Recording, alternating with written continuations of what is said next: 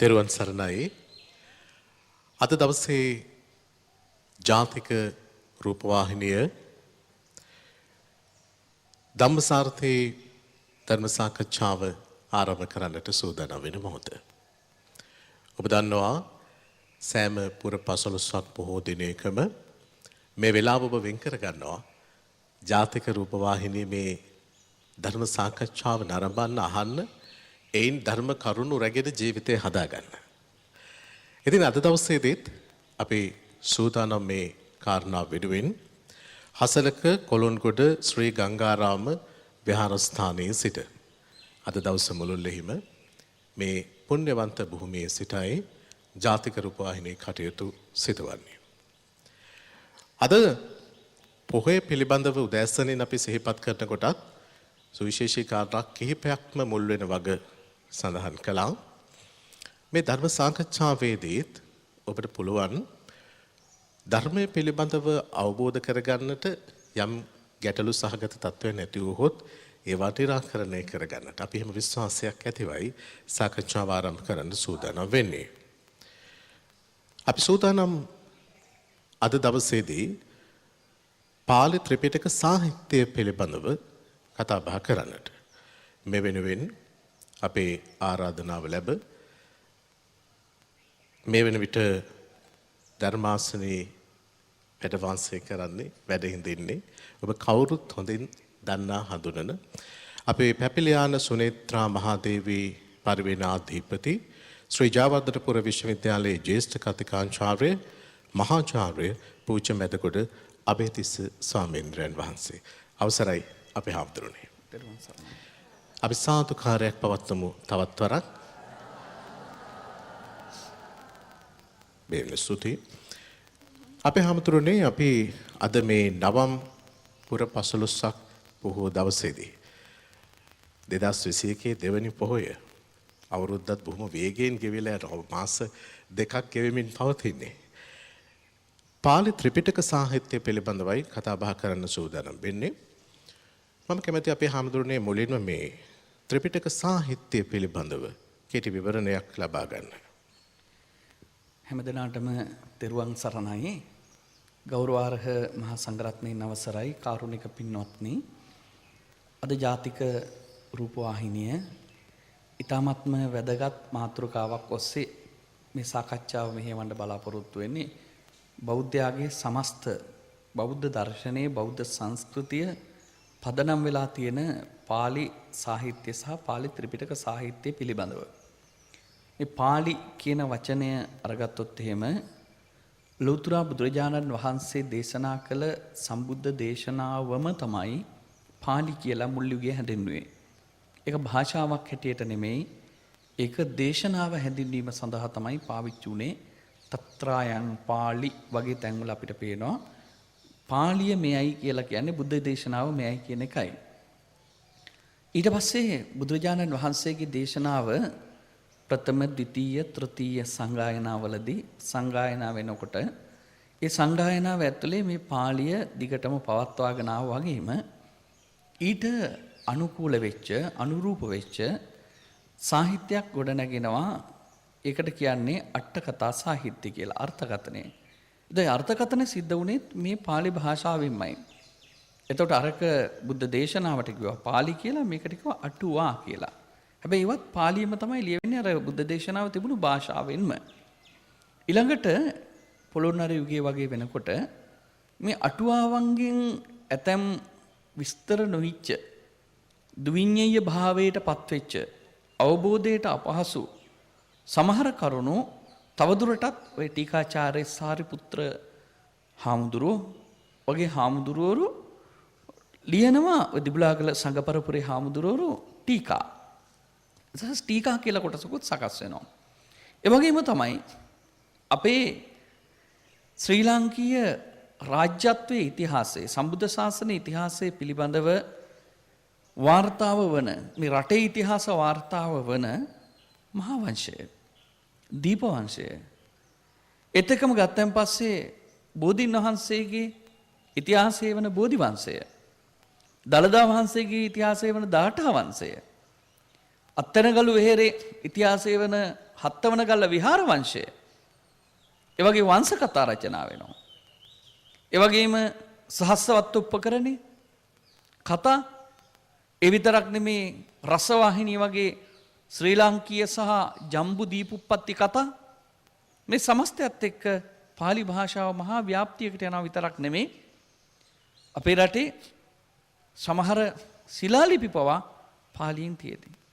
ඒ නිසා අපිට මේක යුග කීපයකට බෙදන්න පුළුවන්. එකක් තමයි පාලි ත්‍රිපිටක සාහිත්‍ය, දෙක පාලි අටකථා සාහිත්‍ය, තුන පාලි ටීකා සාහිත්‍ය, හතර පාලි ප්‍රකරණ සාහිත්‍ය කියලා. එතකොට මේ සමස්තය දිහා බැලුවෙන් පස්සේ මේකට අපි කියනවා පාලිය කියලා. එහෙමයි අපේ හැමතුරුනේ. දැන් අපි මම හිතන්නේ සභාවේ ඊටටත් තේරෙන්නේ නැති මේ කතා කරන මාතෘකාවේ ලිහිල් බව ඔබට වැටහෙන්නේ නැති. අපි එම් විශ්වාස කරනවා. ඔබ වහන්සේ තාම සැහැල්ලුවෙන් සරලව ඒ කාරණා පැහැදිලි කරලා දුන්නා. අපේ හැමතුරුනේ දැන් මෙහෙම ක්‍රම කීපයක් අට කතා ගැටපද ලියා ගන්න. මේ විදිහට එකින් එක පැහැදිලි කිරීම තුළින් බලාපොරොත්තු වෙන්නේ මොකක්ද හාමුදුරනේ? ඔව්. දැන් අපි දන්නවා බෞද්ධයන් හැටියට බෞද්ධයාගේ මූලය බෞද්ධයාගේ දර්ශනයේ පදනම තමයි බුදුරජාණන් වහන්සේගේ ත්‍රිපිටක දේශනාව. තුන් පිටකයක් කියලා එකක් තියෙනවනේ. තුන් පිටකය කියලා කියන්නේ ඔබ කවුරුත් දන්නා පරිදි විනය, සූත්‍ර, අභිධර්ම කියන පිටකත්‍රය. මේ විනය පිටකය බුදුරජාණන් වහන්සේගේ භික්ෂුණීන් වහන්සේලා හැසිරවීම සඳහා කරන ලද ආනා දේශනා ගණයටයි වැටෙන්නේ. ආනා කියන වචනේම තියෙනවනේ ආඥාව කියන එක.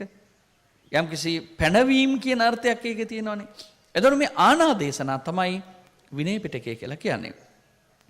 ඒක පැහැදිලි කරනවා විවිධ විශේෂ ණයත්තා විනයනතෝචේව කාය වාචානං විනයත්හ විදූහි අයං විනයෝ විනයෝති අක්ඛාතං. විවිධ වූ විශේෂ වූ න්‍යාය ක්‍රම ඇතිව එවැගේම කය වචන හික්මවීම පිණිස කරන ලද බුදුරජාණන් වහන්සේගේ දේශනා විනය කියලා හඳුන්වනවා. මේ විනය පිටකයේ තියෙනවා ග්‍රන්ථ පහක්. පරාජිකා පාළි, පාචිත්‍ය පාළි, චුල්ලවග්ග පාළි, මහා වග්ග පාළි, පරිවාර පාළි කියලා. එතකොට භික්ෂු භික්ෂුණී චර්යාවන් සකස් කිරීම සඳහා එක පැත්තකින් ගත්තාම සංඝ සුට්ටුතාය, සංඝ පහසුතාය, භික්ෂුන් වහන්සේලාගේ යහපත පහසුව පිණිස, එවැගේම දුම්මංකුණම් පුග්ගලාන නිග්‍රහය, වැරදි කරන අයට නිග්‍රහ කිරීම පිණිස, අප්පසන්නානම් පසාදාය, නොපැහැදුණුවන්ගේ පැහැදීම පිණිස සහ පසන්නානම් බිහියෝ භාවාය, පැහැදුණු උදවියගේ පැහැදීම වඩාත් වර්ධනය කරනු පිණිස, ශාසනට්ඨිතියා ශාසනයේ පැවැත්ම පිණිස, විනයානුග්‍රහය සිල්වන්ත ගුණවන්ත විනයවත් අයගේ අනුග්‍රහය පිණිස මේ විදිහට දහමේ පැහැදිලි කරන අවසාන වශයෙන් තියෙන්නේ කෙලෙස් දුරු කිරීම දක්වා යන ගමනට මේ විනය වැදගත් කියලා. දැන් අපිට පේනවානේ සීලය කියලා එකක් තියෙනවා, විනය කියලා එකක් තියෙනවා. විනය කැඩුවෙන් පස්සේ විනය නීති උල්ලංඝනය කළොත් ඒ විනය නීති උල්ලංඝනය කරපු කෙනා එම සංස්ථාවේ ප්‍රතිපත්ති කඩන කෙනෙක් වෙනවා. සිල් කැඩුවොත් මොකද වෙන්නේ? දැන් ඔබ ගිහියන් හැටියට සිල් සමාදන් වෙනවා. එතකොට ඔබ ගිහියට අයිති ඒ ගිහි සංස්ථාවට අයිති නීති උල්ලංඝනය කරන්නෙක් වෙනවා විතරක් නෙවෙයි පව් සිද්ධ කරගන්නෙක් වෙනවා. මෙතන වැදගත්ම දේ තමයි විනයට අදාළව පව් නෙමේ පනවන්නේ. විනයට අදාළව පනවන්නේ ඇවැත්. ආපත්‍ති. වැරද්දක් නම් වැරද්දට අදාළව දඬුවම් තියෙනවා. ඒ දඬුවම් කායික දඬුවම් නෙමෙයි. ඒ දඬුවම් බොහොමයක්ම තියෙන්නේ මානසිකව සහ තමන්ගේ ආයති සංවරයේ පිහිටීම පිණිස. නැවත ඒ බන්දක් නොකිරීම පිණිස තමයි තියෙන්නේ. බුදුරජාණන් වහන්සේ දේශනා කරන්නේ මම පුත්තා ජීවිත හේතුපි සික්ඛාපදං නාතික්කමන්ති. මගේ ශ්‍රාවකයෝ ජීවිත හේතුවෙන්වත් ඒ කියන්නේ පණ ගියත් සිල් කඩන්නේ නැහැ කියලා. ඒ තරම් විශ්වාසයක් උන්වහන්සේට තිබුණා. මේ විනය නීති පැනවීම සඳහා බුදුරජාණන් වහන්සේ මුල් යුගයේ අපිට පේනවා උන්වහන්සේ විනය පනවන්න උත්සාහ දරන්නේ නැහැ. එක අවස්ථාවක හරි ලස්සන සිද්ධියක් තියෙනවා. බුදුරජාණන් වහන්සේ සරියුත් හාමුදුරුවොත් එක්ක සාකච්ඡාවක්. බුදුහාමුදුරුවෝ සත්බුදුවරු ගැන දේශනා කරනවා. අපි දන්නවා විපස්සී සිඛී වෙස්සබු කකුසඳ කෝණාගමන කාශ්‍යප ගෞතම කියන සත්බුදුවරුනේ. එයින් අපේ බුදුහාමුදුරන්ට කලින් බුදුවරු 6 නමයි. එයින් බුදුරජාණන් වහන්සේ දේශනා කරනවා විපස්සී සිඛී වෙස්සබු කියන බුදුවරුන්ගේ ශාසන වැඩි කාලයක් පැවතුනේ නැහැ. හැබැයි කකුසඳ කෝණාගමන කාශ්‍යප කියන බුදුවරුන්ගේ ශාසන බොහෝ කාලයක් පැවතුණා. එහෙම කළා ඒ උනේ කොහොමද කියලා සරියුත් හාමුදුරුවෝ බුදුහාමුදුරුවෝ දේශනා කරන්නේ විනය පනවන ලද බුදුවරුන්ගේ ශාසන තමයි වැඩි කාලයක් පැවතුනේ. ඒ නිසා විනය නීති පනවපු බුදුවරුන්ගේ ශාසන වැඩි කාලයක් පැවතුනා කියලා බුදුහාමුදුරුවෝ දේශනා කරනකොටම සරියුත් හාමුදුරුවෝ කියනවා ස්වාමීනි අපිත් විනය දේශනා කරමු කෙනා. ඒ අපේ ශාසනෙත් ගොඩක් කල් පවත්වා ගන්න පුළුවන් නිසා කියලා. ඒලාද බුදුහාමුදුරුවෝ දේශනා කරන්නේ ආගමේහි සාරිපුත්ත තථාගතෝ කාලං ජානාති. සරියුත් ඉවසන්න තථාගතයන් වහන්සේ සුදුසු කාලය දන්නවා විනය නීති පනවන්න කියලා. එනිසා බුදුරජාණන් වහන්සේට මොනම අවශ්‍යතාවයක්වත් තිබුණේ නැහැ. භික්ෂුන් වහන්සේලා සකස් කරන ලද විනය නීති ගොඩකට යට කරලා ශාසනය ගෙනියන්න. අට්ටුප්පත්තික කියන්නේ කරුණක් ඉපදුණු කල්හි පමණයි බුදුරජාණන් වහන්සේ විනය නීති පනවන්නේ. ඒකෙදිත් ආසවට්ටානීය ධර්ම කියලා කොටසක් තියෙනවා. ආසවට්ටානීය ධර්ම කියලා කියන්නේ විනය නීති පනවන්න හේතු වෙන කාරණා. එක්කෝ ඒකෙදි තියෙනවා සංඝෝ රත්ත්‍ඤ්ඤු මහන්තම් පත්තෝ හෝති. සංඝයා බොහෝ කාලයක් ශාසනයේ ඉඳීමම විනය නීති පනවන්න හේතුවක්. ඇයි? මුල් කාලේ නම් ඉතින් ලැජ්ජ බය ඇතුව ඉන්නවනේ. අර අපි කියනවනේ අලුතගෙන මනමාලි වගේ කියලා කියනවා. අලුත් කොස්ස වගේ හතු ගෑවෙනවා කියලා කියන. හැබැයි කාලයක් යනකොට මේක අඩුපාඩු හැදෙන්න පුළුවන් ශාසනය ඇතුලේ. රත්ත්‍ඤ්ඤු මහන්තතාව. ඒ අනිත් එක තමයි වේපුල්ල මහන්තතාව. පිරිස වැඩි වෙනවා. ශාසනයේ පිරිස වැඩි වෙනවා. එතකොට নানা ප්‍රකාර චරිත මේකට ඇතුල් වෙනවනේ. එතකොටත් අන්න විනය නීති පනවන්න අවශ්‍යතාවය ඇති වෙනවා. ඒ වගේම තමයි ලාභග්ග මහන්තතා ලාභ වැඩි වෙනවා. ඒකත් ලොකු ප්‍රශ්නයක් ශාසනයේට.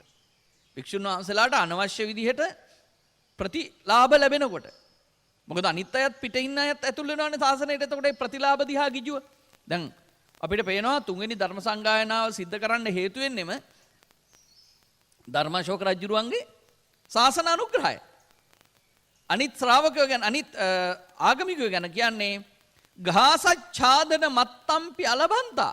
කණ්ඩ අඳින්න නැතුව තමන්ම හිස බාගෙන සිවුරු පොරවගෙන ශාසනයට ඇතුල් වෙලා තම තමන්ගේ පරණ එතෙක් කර හිටිය ආගමික චාරිත්‍ර කලා කියලා ඒ යුගේ. එතකොට ලාභ වැඩි වෙනවා. රත්ත්‍ඤ්ඤු වැඩි වෙනවා. ඒ විතරක් නෙමෙයි. ඔබ බුදුම වෙයි. බාහුසච්ච මහන්තතා බහුශ්‍රතකම වැඩි වීමත් ශාසනයේ පිරිහීමට හේතුවක් ඇටියට බුදුහාරෝ දේශනා කරන්නේ. අතිපණ්ඩිතය වැඩි වෙන එක.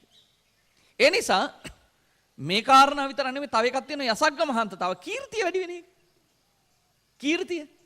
එතකොට කීර්තිය වැඩි වෙන දැන් හිතන්නකෝ මේ දැන් අද වුණත් කවුරු හරි ප්‍රසිද්ධ පුද්ගලයෙක් එහෙම හයි ස්පීඩ් ගිහිල්ලා ඇල්ලුවොත් එහෙම කාර් එක වීදුරු ඇරලා රාලහාමිට කිව්වම රාලහාමි මං අහවලා කියලා කීර්තිමත් කෙනෙක් නම් මොකද කරන්නේ ආයන්න මහත්තයා කියලා කියනවා. අපිටත් එහෙම වෙච්ච වෙලාවල් තියෙනවා. එතකොට මං එලවලා නෙමෙයි. ඩ්‍රයිවර් එලවලා එපා කියද්දි. එතකොට මම මේ කියන්නේ කීර්තිය වැඩි වීමත් කෙනෙක්ගේ නීති කඩන්න හේතුවක් වෙනවනේ. බුදුහාරෝ දේශනා කරන මෙන්න මේ කාරණා නිසා තමයි විනය පනවන්න හේතු වෙන්නේ. පළවෙනි අවුරුදු 20 දී ප්‍රබල වශයෙන් විනය නීති පැනවෙන්නේ නමුත් පොඩි පොඩිව පනවනවනේ දැන්. ඒත් රාහුල කුමාරයා පැවිදි කරපු වෙලාවේ දෙමව්පියන්ගෙන් අහන්න නැතුව දරුවෝ මහාන කරන්න එපා අවසර නැතුව කියලා ඒවා කල්ැතුව බුදුහාරෝ පනවපුවානේ. භික්ෂුත්වයේ දෙනකොට භික්ෂුන් වහන්සේලාට කොහොමද මහානකම හදන්නේ කියන එක පිළිබඳව බුදුහාමුදුරෝ පංචවග්ගීය භික්ෂූන්ගේ ඉඳලම ඉදිරියට කරපු පිළිවෙලක් තියෙනවනේ. ඒ වගේම භික්ෂුන් වහන්සේලා নানা දේශවල පැවිදි වෙන්න එනකොට උන්වහන්සේලාට අවසර දෙනවා ඒ ප්‍රදේශවල පැවිදි කරන්න. ඒ පැවිදි කරන ක්‍රමවේද දේශනා කළා තියෙනවා. විනයට අයිති. හැබැයි සමස්තයක් හැටියට ගත්තන් පස්සේ මේ විනය පිටකයේ සමස්ත සැකස්ම ඊටාම හොඳ මට්ටමට සකස් වෙලා එන්නේ මුල් 20 වසරෙන් පස්සේ. ඔකට කියන්නේ පඨමාභි සම්බුද්ධ යුගයේ පහුවෙලා. බුදුහාරවන්ගේ පළවෙනි අවුරුදු 20න් පස්සේ දෙවෙනි අවුරුදු බුදුහාරව අවුරුදු 45 නේ. සම්පූර්ණ මේ බුදු වෙලා ධර්ම දේශනා කරලා පිරිනිවන් පාන දක්වා මොකද 35න් බුදු වෙලා 45ක් බුදු කෙනෙක් හැටියට වැඩ ඉන්නවා. ඉන් පළවෙනි අවුරුදු 20 නෙමෙයි දෙවෙනි අවුරුදු 25 තමයි උන්වහන්සේ වැඩි හරියක් විනය නීති පනවන්නේ. ඒකත් මම කියන්න ඕනේ. බුදුහාමුදුරුවෝ එක් අවස්ථාවක භික්ෂුන් වහන්සේලා අහනවා ස්වාමීනි කලින් විනය නීති අඩුයි. හැබැයි ශාසනයේ භික්ෂුන් වහන්සේගේ චර්යාව හොඳයි. දැන් විනය නීති වැඩි හැබැයි චර්යාව හොඳ නැහැ. බුදුහාමුදුරුවෝ අහනවා ස්වාමීනි ඇයි ඒ කියලා. බුදුහාමුදුරුවෝ දේශනා කරනවා ශාසනය පිරිනන උට එහෙම තමයි කියලා. එතකොට ඔයාලට එකක් හිතනව නේද බුදුහාමුදුරන්ගේ කාලෙමයි ශාසනය පිරිහෙන්න පටන් ගත්තේ කියලා. ඔය එහෙම හැමතුනේ දැන් අර පළවෙනි අවුරුදු 20 ඇතුළත බොහොම ශික්ෂාකාමී විනයකරුක දැහැමි සමාජයක් ගොඩ නැගුණා. ඒ වෙනකොට තමයි මම හිතන්නේ මේ පළවෙනි අවුරුදු 20 ඇතුළත තමයි අර උපාසක උපාසිකාවන් එක් වෙමින් සිටියේ කාලෙක් බවට පත් උනේ. ඒකට මේ කාල පරිච්ඡේදයෙන් පස්සේ අර දැන් මේ පොහේත් වැදගත්කම් ගැන කතා කරනකොට ඕවාද ප්‍රාතිමෝක්ෂය දේශනා කිරීම විශේෂ කාරණාවක් කොට සලකනවා. ඒ වගේම සරියුත් මුගලන් අගසව් පත් කිරීම. එතෙන්දිත් පොඩි ප්‍රශ්නයක් ඇති වෙනවා සංඝ සමාජය ඇතුළත කොහොමද අපිට පස්සේ මහණ වුණු අයට මේ විදිහේ නායකකම් හම්බ වෙන්නේ බුදුන් වහන්සේගේ සමීපයෙන් කටයුතු කරන්න කියලා. ඒ වෙලාවෙත් බුදුන් වහන්සේ මහා සංඝයාට යම් පැහැදිලි කිරීමක් කරනව නේද අපේ හාමුදුරනේ? ඔව්. ඔබ හොඳ ප්‍රශ්නයක් ඇහුවේ මේ උවාද ප්‍රාතිමෝක්ෂය ගැන. දැන් බුදුරජාණන් වහන්සේගේ ශාසනයේ භික්ෂුන් වහන්සේලා හැසිරවීම පිණිස මුල ඉඳලම විනයක් තිබ්බේ නැහැ කියන්න බෑනේ. මොකද හොඳම සුශික්ෂිත භික්ෂු පිරිසක් ඉදා හිටියා. ඒකට හේතුව තමයි උන්වහන්සේලාගේ අරමුණ වෙනස්. උන්වහන්සේලා ශාසනයට එන්නෙම නිස්සරණාධ්‍යාසයෙන්. කිං සත්‍ය ගවේෂී කිං කුසල ගවේෂීනේ.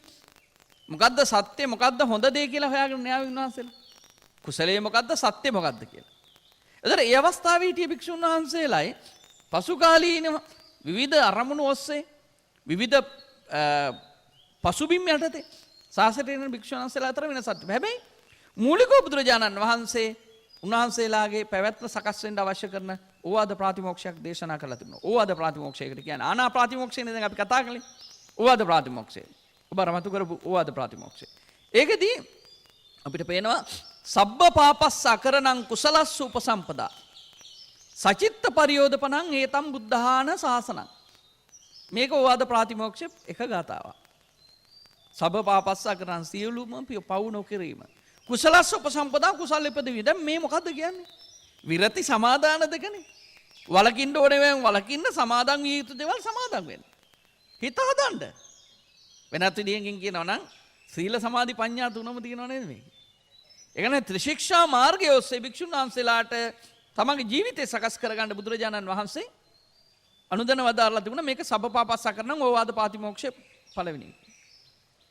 ඒ වගේම තමයි අනූපවාදෝ අනූපඝාතෝ පාතිමුක්ඛේච සංවරෝ මත්තඤ්ඤුතාජ බත්තස්මින් පන්තංච සයනාසනං අධිචිත්තේච ආයෝගෝ එතම් බුද්ධාන ශාසනං. අනූපවාදෝ උපවාද නොකිරීම අනූපඝාතෝ ඝාතනේ නොකිරීම. ඒ වගේම තමයි පාතිමුක්ඛේච සංවරෝ ඇති භික්ෂු චර්යාව තුල සංවර වීම.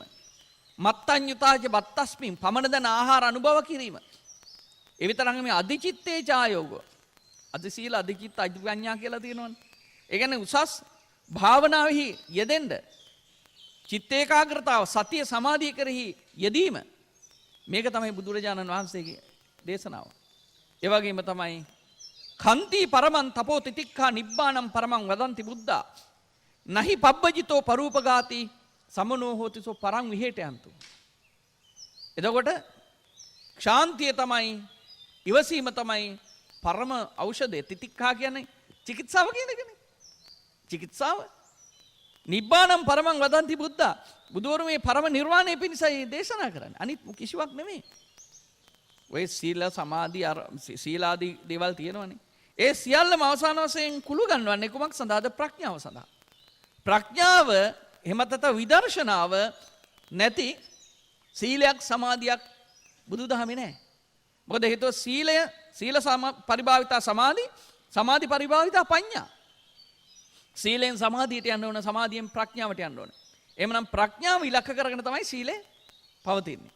ඒ කියන්නේ සීලයට අනපේක්ෂ සීලයක් නෙමෙයි, සීලය සාපේක්ෂව එහෙම නැත්නම් සීලය මූලික වෙනවා, පදන වෙනවා.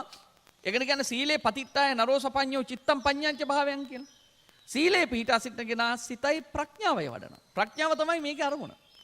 ඒ නිසා ධර්මයේ පෙන්වන්නේ ඒ විදිහට ඔය ඕවාද ප්‍රාතිමෝක්ෂයේ මුල් අවස්ථාවේදී භික්ෂුන් වහන්සේලාට ප්‍රමාණවත් වුණා උන්වහන්සේලාගේ ශාසන චර්යාවත් ආධ්‍යාත්මික ගුණයනුත් වර්ධනය කරගන්න. හැබැයි ඉතින් පහු කාලේ වෙනකොට අර මුලින් කියපු විදිහට නානා ජච්චා නානා කුලා නොඑක් ಜಾති වලින් කුල වලින් පැවිදි වෙන්න ගත්තට පස්සේ සමහරවිට අදහසක් තිබ්බා මේ ශාසනය දූෂණය වෙනවා කියලා. දැන් ඔය යමේලු තේකුල කියලා හාමුදුරු දෙනමක් හිටියනේ. යමේලු තේකුල. මේ දෙනා බ්‍රාහ්මණ කුලයෙන් පැවිදි වෙච්ච දෙන්නේ බුදුහාමුදුරුවෝ ළඟට ඇවිල්ලා කියනවා ස්වාමීනි මේ නානා ගෝත්‍ර වලින් ಜಾති වලින් පැවිදි වෙච්ච ඇවිල්ලා සකාය නිරුත්තිය බුද්ධ වචන දූෂෙන්ති. ඒගොල්ලෝ මේ තම තමන්ගේ භාෂාව වලින් මේ බුද්ධ වචනේ දූෂණය කරනවා. ඒ නිසා ස්වාමීනි අපි මේ බුද්ධ වචනේ ඡන්දසෝ ආරෝපේම ඡන්දසට නගන්නද කියලා. මේක පිළිබඳව ප්‍රශ්නයක් තියෙනවා. ඡන්දස කියලා කියන්නේ සමහරු කියන වේදවිය සක්කත භාෂා කියලා මේ වේදේ වගේ සංස්කෘත භාෂාවට කියලා. එමත් නැත්නම් ඡන්දස කියලා කියනවනේ මේ ගාථා මාධ්‍යයට. ඔයාරි මේක ඒ බමුණුන්ගේ අරමුණ හැටියට මේක සංස්කෘත භාෂාවට නගන්නද කියලා යහන්නේ. බුදුහාරෝ දේශනා කරන නොබික්කවේ බුද්ධ වචනං ඡන්දසෝ ආරෝපේ තබ්බම්. බුද්ධ වචනය ඡන්දසට නගන්න එපා. යෝ ආරෝපේ ආපති දුක්කටස්ස. යමෙක් එහෙම කළොත් දුකුලා ඇවතක් වෙනවා. අනුජානාමි බික්කවේ සකාය නිරුත්තිය බුද්ධ වචනම් පරියාපිනිතු. සකාය නිරුත්තිය සක නිරුත්තිය හැටියට කියන්නේ පාළිය. මේ පාළියෙම බුද්ධ වචනේ පවත්වාගෙන යන්න කියලා. මොකද ඒගොල්ලන්ට ඕන වුණා මේක අර බමුණෝ කතා කරන සුපිරි භාෂාවකට අරගෙන යන්න. අපේ භාෂාව ඒ කියන්නේ පාලි භාෂාව තමයි එදා වැඩි හරියක්. එදා සමාජයේ මාගධික භාෂාවනේ. එතන මගධයට අයිති සාමාන්‍ය මිනිස්සු කතා කරන සාමාන්‍ය ව්‍යවහාර තිබිච්ච භාෂාවෙන් ගලවලා ඒ වෙනකොට බමුණෝ කතා කරන උසස් පෙළන්තියකට අයිති තැනකට මේක ගෙනියන්න තමයි අර යමේලු තේකුල බ්‍රාහ්මණ ජාතික භික්ෂුන් වහන්සේලා දෙන්න ලෑස්ති වුණේ. බුදුහාරු දේශනා කරනවා නෑ ඒක හිම්ම තියෙන්න අරින්න කියලා. අපිට පේනවා දහම පිළිබඳව දහමේ පැවැත්ම පිළිබඳව ඒ වගේම ඊට අදාළ වූ මේ වැඩපිළිවෙල පිළිබඳව යම් සාමාන්‍ය සහ භාෂාත්මක මේ සමස්ත අභියෝග ඉස්සරහා තමයි මේක ඉදිරියට එන්නේ. අපි හැමදෙරේ දැන් ගැටලුවක් පැන නගිනවා. දැන් මේ කියන ධර්මය විනය පාලි භාෂාවෙන්ම පවත්වාගෙන ආවේ කොහොමද කියලා සමහර විට හිතනවා ඇති. අර බ්‍රාහ්මණයන් කතා කරපු සුපිරිපන්නේට ගෙහිලා ඒ ලිඛිතව හෝ නැත්නම් වෙනත් ක්‍රමයක් මත පදනම් කර ස්ථාපිත කරන්න හදන කොටත් මම හිතන්නේ මේ ප්‍රශ්නේ ඇති කරන්නේ නැත්තත් ඒ නිසා කොහොමද පවත්වාගෙන යන්නේ නිවැරදිව කොහොමද පවත්වාගෙන එයම කොහොමද පවත්වාගෙන යන්නේ කියන කාරණාව අපේ හැමදෙරේ පොඩ්ඩක් පැහැදිලි කළොත්. ඔව් දැන් ඊටාම හොඳ ප්‍රශ්නයක්. ගොඩක් අයට අදහසක් තියෙනවා මේ ත්‍රිපිටකය මේ අම්මලා හැමත් දැකලා ඇතිනේ ත්‍රිපිටක පොත් ටික. ත්‍රිපිටකය ගත්තන් පස්සේ පොත් 50 ගාණක්.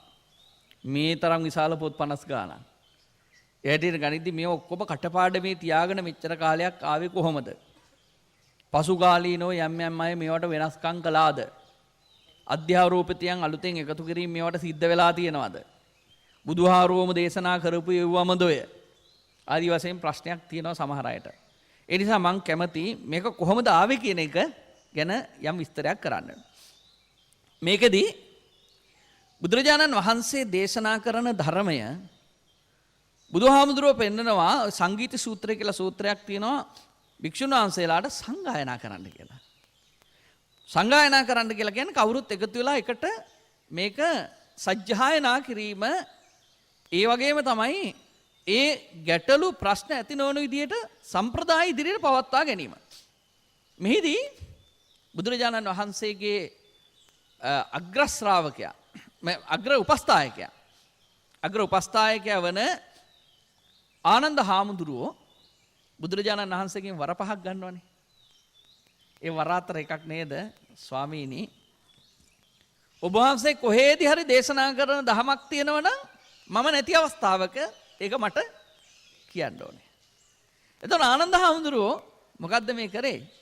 ආනන්ද හාමුදුරුවෝ දහම් භාණ්ඩාගාරික කෙනෙක් හැටියට ධර්මයේ එකතු කරලා පවත්වා ගන්න ධර්ම උනා. ඇත්තටම ආනන්ද හාමුදුරුවෝ බුදුහාරෝ පිරිනොම් පාලත් 3 මාසයක් ගිලන රහත් වෙන්නේ.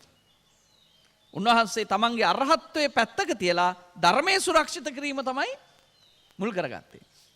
උන්වහන්සේ හැම දහමක්ම අහලා තිබුණා.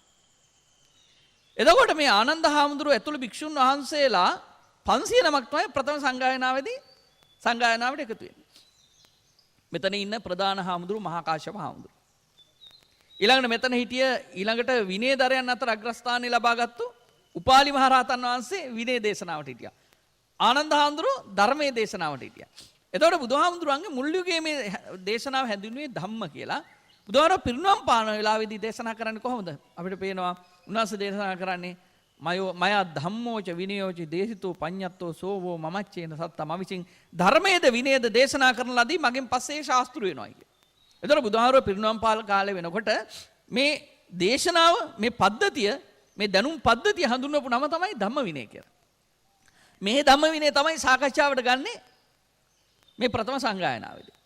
එතනදී හිටියේ මේ 500 භික්ෂුන් වහන්සේලා අතර සරියුත් මහරහතන් වහන්සේගේ ශිෂ්‍ය කණ්ඩායම.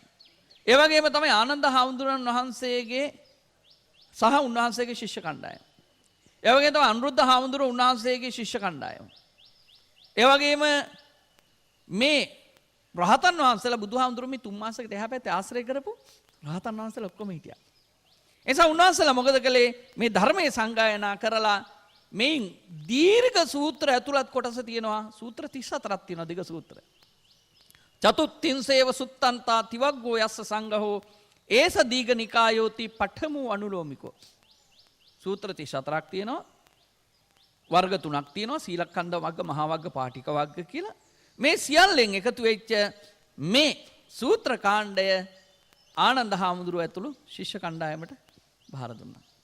ඒ වගේම තමයි තව තියෙනවා මධ්‍යම ප්‍රමාණයේ සූත්‍ර ප්‍රමාණය. ඒකේ තියෙන දියඩ්ඩ සත සුත්තන්තා ද්වේච සුත්තානි අත්තසෝ නිකායෝ මජ්ජිමෝ පංච දසවග්ග පරිග්ගහෝ. දියඩ්ඩ සත සුත්තන්තා සූත්‍ර තියෙනවා 152ක්. ඒ 152 මූල පණ්ණාසක, මජ්ජිම පණ්ණාසක, උපරි පණ්ණාසක කියලා 50 කොටස් තුනක් තියෙනවා. අග 50 සූත්‍ර දෙකක් වැඩිපුර තියෙනවා. ඒ සියල්ල මේ සූත්‍ර 152 එකතු කරලා මේකේ භාරකාරීත්වයේ බාර දෙනවා කටපාඩමේ තියාගෙන ඉන්න සරියුත් හාමුදුරන්ගේ ශිෂ්‍ය කණ්ඩායමට. ඒ වගේම තමයි සංයුත්ත නිකාය ඊට පස්සේ අපිට පේනවා තව සූත්‍ර රාශියක් තියෙනවා. සංයුත්ත අංගුත්තර කියලා දෙකක්. ඒකදී සංයුත්ත නිකාය සූත්‍ර 7762ක් තියෙනවා. ඒක මහා කාශ්‍යප හාමුදුරන්ගේ ශිෂ්‍ය කණ්ඩායමට.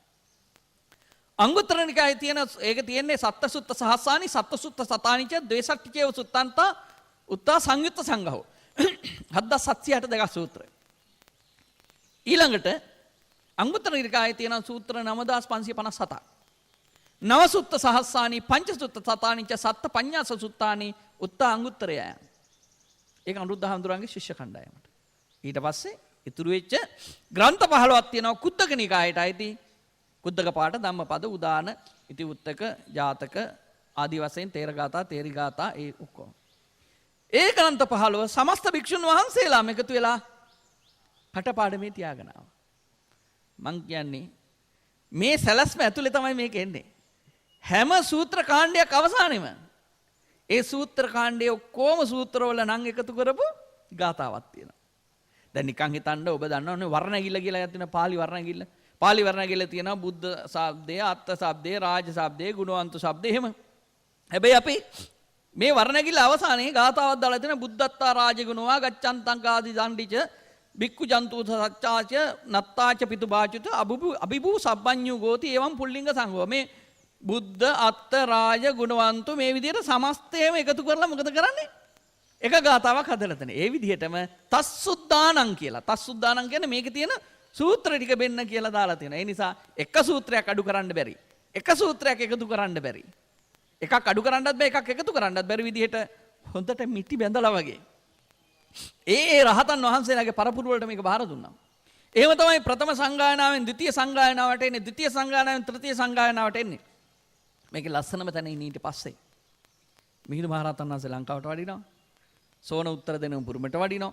තායිලන්තයට ඒ විදිහට වඩිනවනේ හාමුදුරුවෝ. ඒ හැම රටකම අද ත්‍රිපිටකය අරගෙන බලන්න එකට එකක් වෙනස් නැහැ.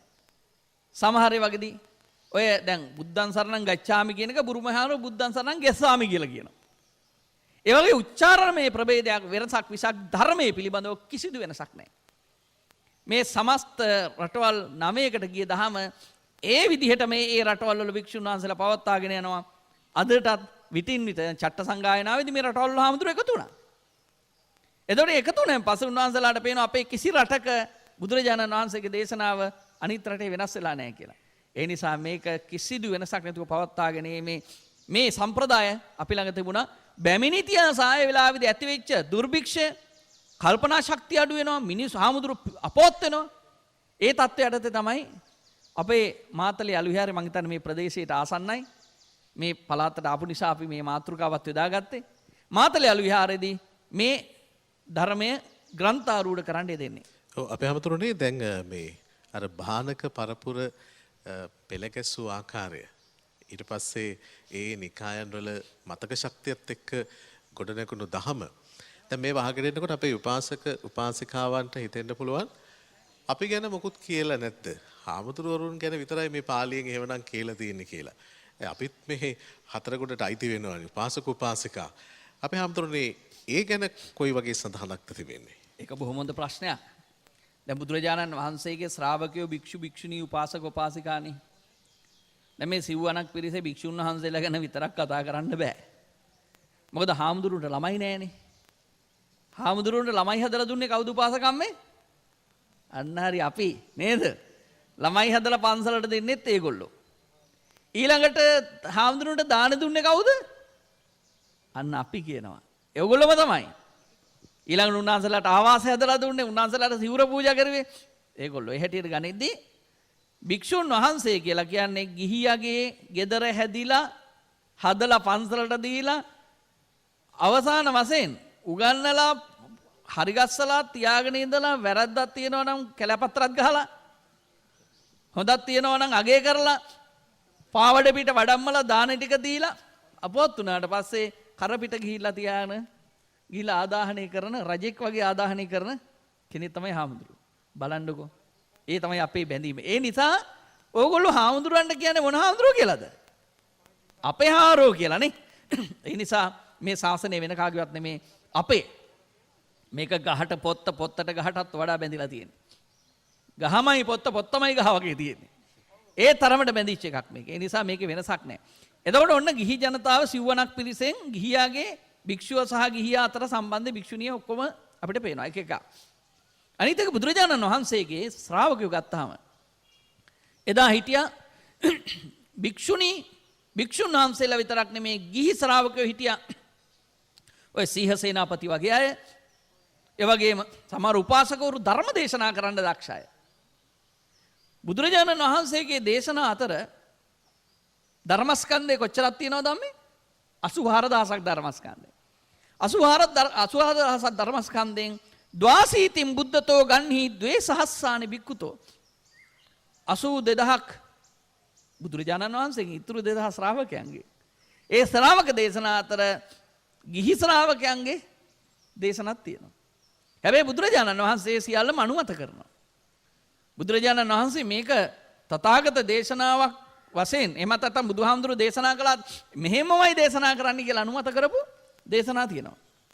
මම කිව්වත් ඔහොමමයි කියන්නේ කියලා බුදුහාමුදුරුවෝ අනුමත කරනවා. ඉතින් කියන්නේ සීල් එක ගහලා අස්සම් කරනවා. අනිත් අය ලියන්නේ ඒකට. ඒක අනුමතයි කියලා. අනුමතයි කියලා. මොකද බුදුරජාණන් වහන්සේගේ දේශනාවේ පෙන්වන්නේ බුදුහාමුදුරුවෝ භික්ෂුන් වහන්සේලාව දිරිමත් කරලා තියෙනවා යම් විග්‍රහ කරන්න ධර්මයේ පිහිටලා ඉඳගෙන. දැන් මහා කච්චාන හාමුදුරුවෝ ගැන බලන්න. මහා කච්චාන හාමුදුරුවෝ 80 මහා ශ්‍රාවකයන් අතර තනතුරක් ලබනවා. ඊතදග්ගම් භික්කවේ මම ශාවකානං සංකිට්ඨේන භාසිතස්ස විත්තාරේන විභජන්තානං යදිදම් මහා කච්චානෝ. මහණෙනි මහා කච්චාන මම කෙටියෙන් කියපු දේවල් සවිස්තරව කියන භික්ෂුන් අතර අග්‍රස්ථානයි. ඒ කියන්නේ බුදුරජාණන් වහන්සේ ඉඩ දීලා තියෙනව නේද? රමන් වහන්සේ කෙටියෙන් කියපු දෙයක් විස්තර කරන්න අවසර. ඒ විස්තර කරනවා කියලා කියන්නේ අටුවා කරන්නේ නේ. අර්ථකථනේ. අර්ථකථනයේට ඉඩකට සලසලා දීලා තියෙනවා. ඒ නිසා අපි මේ කතා කළේ දීඝනිකාය, මජ්ක්‍ධිම නිකාය, සංයුත්ත නිකාය, අංගුත්තර නිකාය, කුද්දක නිකාය කියන නිකායත්‍රය ආ විනය පිටකේ දුන්නනේ උපාලි මහරහතන් වහන්සේට. උපාලි හාමුදුරුවෝ. ඒ උපාලි හාමුදුරන්ගේ කණ්ඩායම තමයි ලංකාවට එන්නේ. උපාලි මහරහතන් වහන්සේගේ ශිෂ්‍ය කණ්ඩායම තමයි මේ ලංකාවට එන මිහිඳු මහරහතන් වහන්සේ දක්වා එන සම්ප්‍රදාය හැදෙන්නේ. උපාලි දාසකෝ චේව සෝනකෝ සිග්ගෝ තථා තිස්සෝ මොග්ගලි පුත්තෝච පංචේතේ විජිතාවිනෝ පරම්පරාය විනයන් දීපේ ජම්බු සිරුහේ අච්ඡජ්ජමාන ආනේසුන් පුබ්බේ බික්කු මහමතී කියලා මේක තියෙනවා විනය අටුවාවේ. උපාලි මහරහතන් වහන්සේ, උපාලි මහරහතන් වහන්සේගේ ගෝලහාඳුරු දාසක මහරහතන් වහන්සේ, දාසක මහරහතන් වහන්සේගේ ගෝලහාඳුරු සෝනක මහරහතන් වහන්සේ, සෝනක මහරහතන් වහන්සේගේ ගෝලහාඳුරු සිග්ගෝ මහරහතන් වහන්සේ, සිග්ගෝ මහරහතන් වහන්සේ ගෝලහාමුදුරුවෝ මොග්ගලිපුත්ත තිස්ස මහරහතන් වහන්සේ, මොග්ගලිපුත්ත තිස්ස මහරහතන් වහන්සේ ගෝලහාමුදුරුවෝ මිහිඳු මහරහතන් වහන්සේ, මිහිඳු මහරහතන් වහන්සේගේ ගෝලහාමුදුරුවෝ ලංකාවේ අරිට්ඨ මහරහතන් වහන්සේ. ඔය විදිහට තමයි මේ එන්නේ සංඝ පරපුර. අවිච්ඡින්නව සංඝ පරම්පරාව පැවතගෙන යනවා කියලා කියන්නේ ඕකනේ. ඒ නිසා මේ විනය පරම්පරාව. ඒ වගේම තමයි ධර්මයක්. ඒ විදිහට මරගෙන ආවා. ඒ නිසා කිසි කෙනෙකුට ඔය අද සමහර උදවිය කියනවා ඔය බුදුහාරෝ දේශනා කරපුවද දන්නෙත් නෑ වා කොහොමද ඔහම අරගෙන එන්නේ කියලා. මේ නිකන් මේ මං වගේ අල්පශ්‍රුතේකටත් පුළුවන් නම් මේ දේවල් මෙහෙම පෙන්වන්න. මේ කුශාග්‍ර බුද්ධිමත් ඒ මහරහතන් වහන්සේලා ඒ වගේ අය ඉදිරියේදී අපි මේ මහමුදෙන් වතුර බින්දුවක් ටිකක් විතර ඇති මහත්තයා. ඒ මහා ශාසනික සම්ප්‍රදාය ඉදිරියේ අපි එහෙම නිහතමානීව හිතන්න එපායි.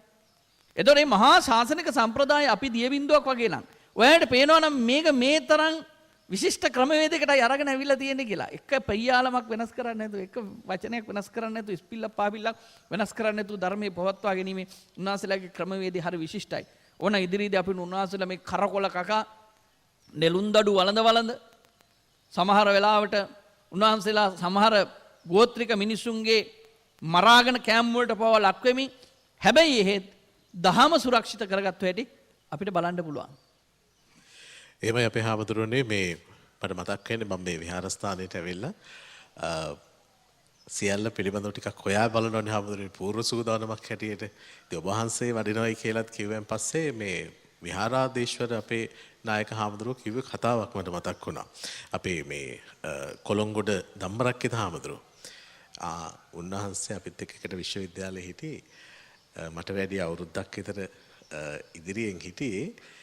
සුවිශේෂම කාරණාව මහත්තයෝ උන්වහන්සේ බොහෝම දක්ෂයි පාඩම් කරන්න. අපිට එක ගාතාවක් මතකයේ හිටිනකොට උන්වහන්සේට ගාථා 20ක් විතර කඩපාඩම් දෙන්න පුළුවන් කියලා. අර භානක පරපුර ගැන අපේ හාමුදුරුවෝ මතක් කරනකොට මට හිතුනේ කටපාඩමින් නිවැරදි අවබෝධයෙන් සියල්ල ග්‍රහණය කරගනිමින් තම පරපුර හා එකට එක්ව යනකොට අපේ හාමුදුරුවනේ අපිට විටක මේ දැන් මිහිඳු මහරහතන් වහන්සේ ලංකාද්වීපයට වැඩම කරලා මේ ගාථාවන් ක්‍රමවේදයන් සංස්කෘතිය ඒ වගේම තමයි විශේෂයෙන්ම විනය පිළිබඳව දේශනා කළයි කියලා අහලා තියෙනවා. ඊට පස්සේ ඒවා සිංහලට පරිවර්තනය වුවයි කියලා ඒ කියන්නේ හොඳ ලේඛන භාෂාවක් හැකියාවකුත් අපේ රටේ තිබිලා තියෙනවා. එහෙම ඉතිහාසයක් තියෙනවා නේද හාමුදුරනේ?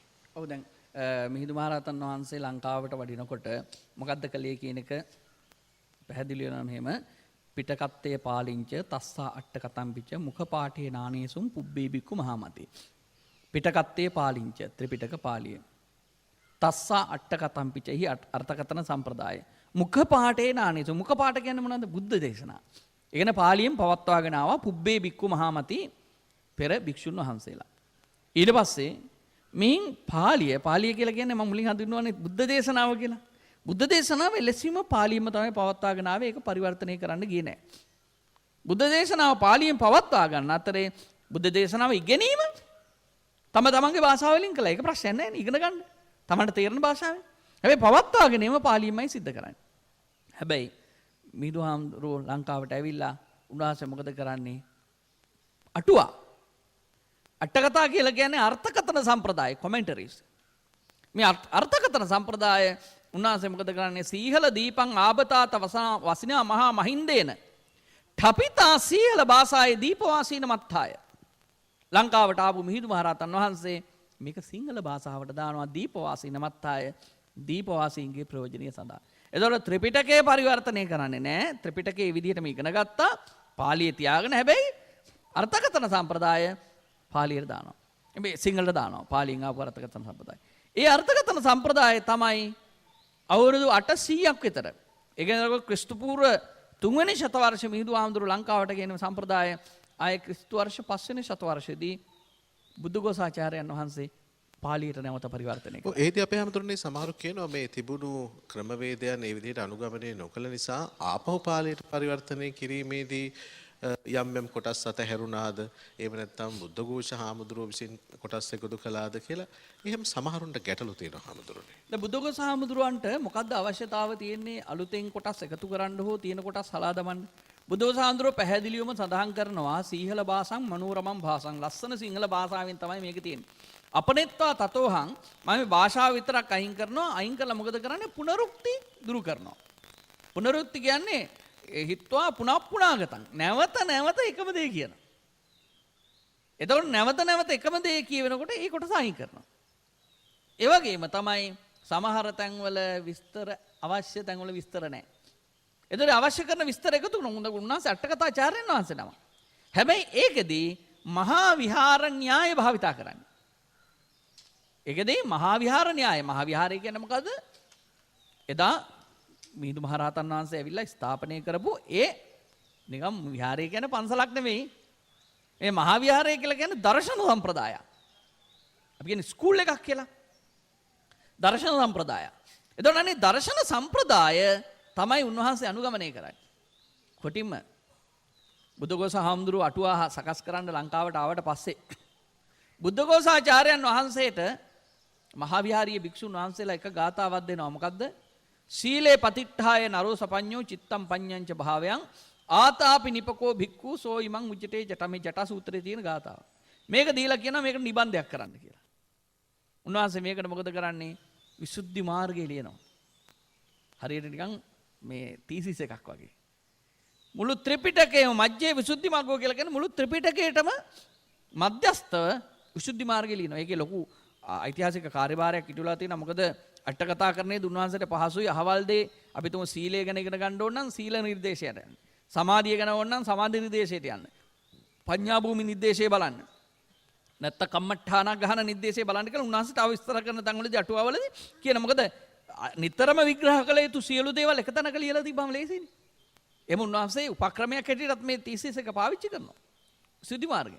හැබැයි උන්වහන්සේ නිරන්තර මහා විහාරීය භික්ෂුන් වහන්සේලාගේ අධීක්ෂණයේ යටතේ තමයි මේක කරන්නේ. ඔබ හිතනවාද ලංකාවට ආපු වෙනත් භික්ෂුන් වහන්සේ නමකට Tamanට ඕන හැටියට මේවා පරිවර්තන කාර්ය කරගෙන කෑලි හල්ලා කෑලි එකතු කරගෙන යන්න අපේ භික්ෂුන් වහන්සේලා ඉඩ දෙයි කියලා.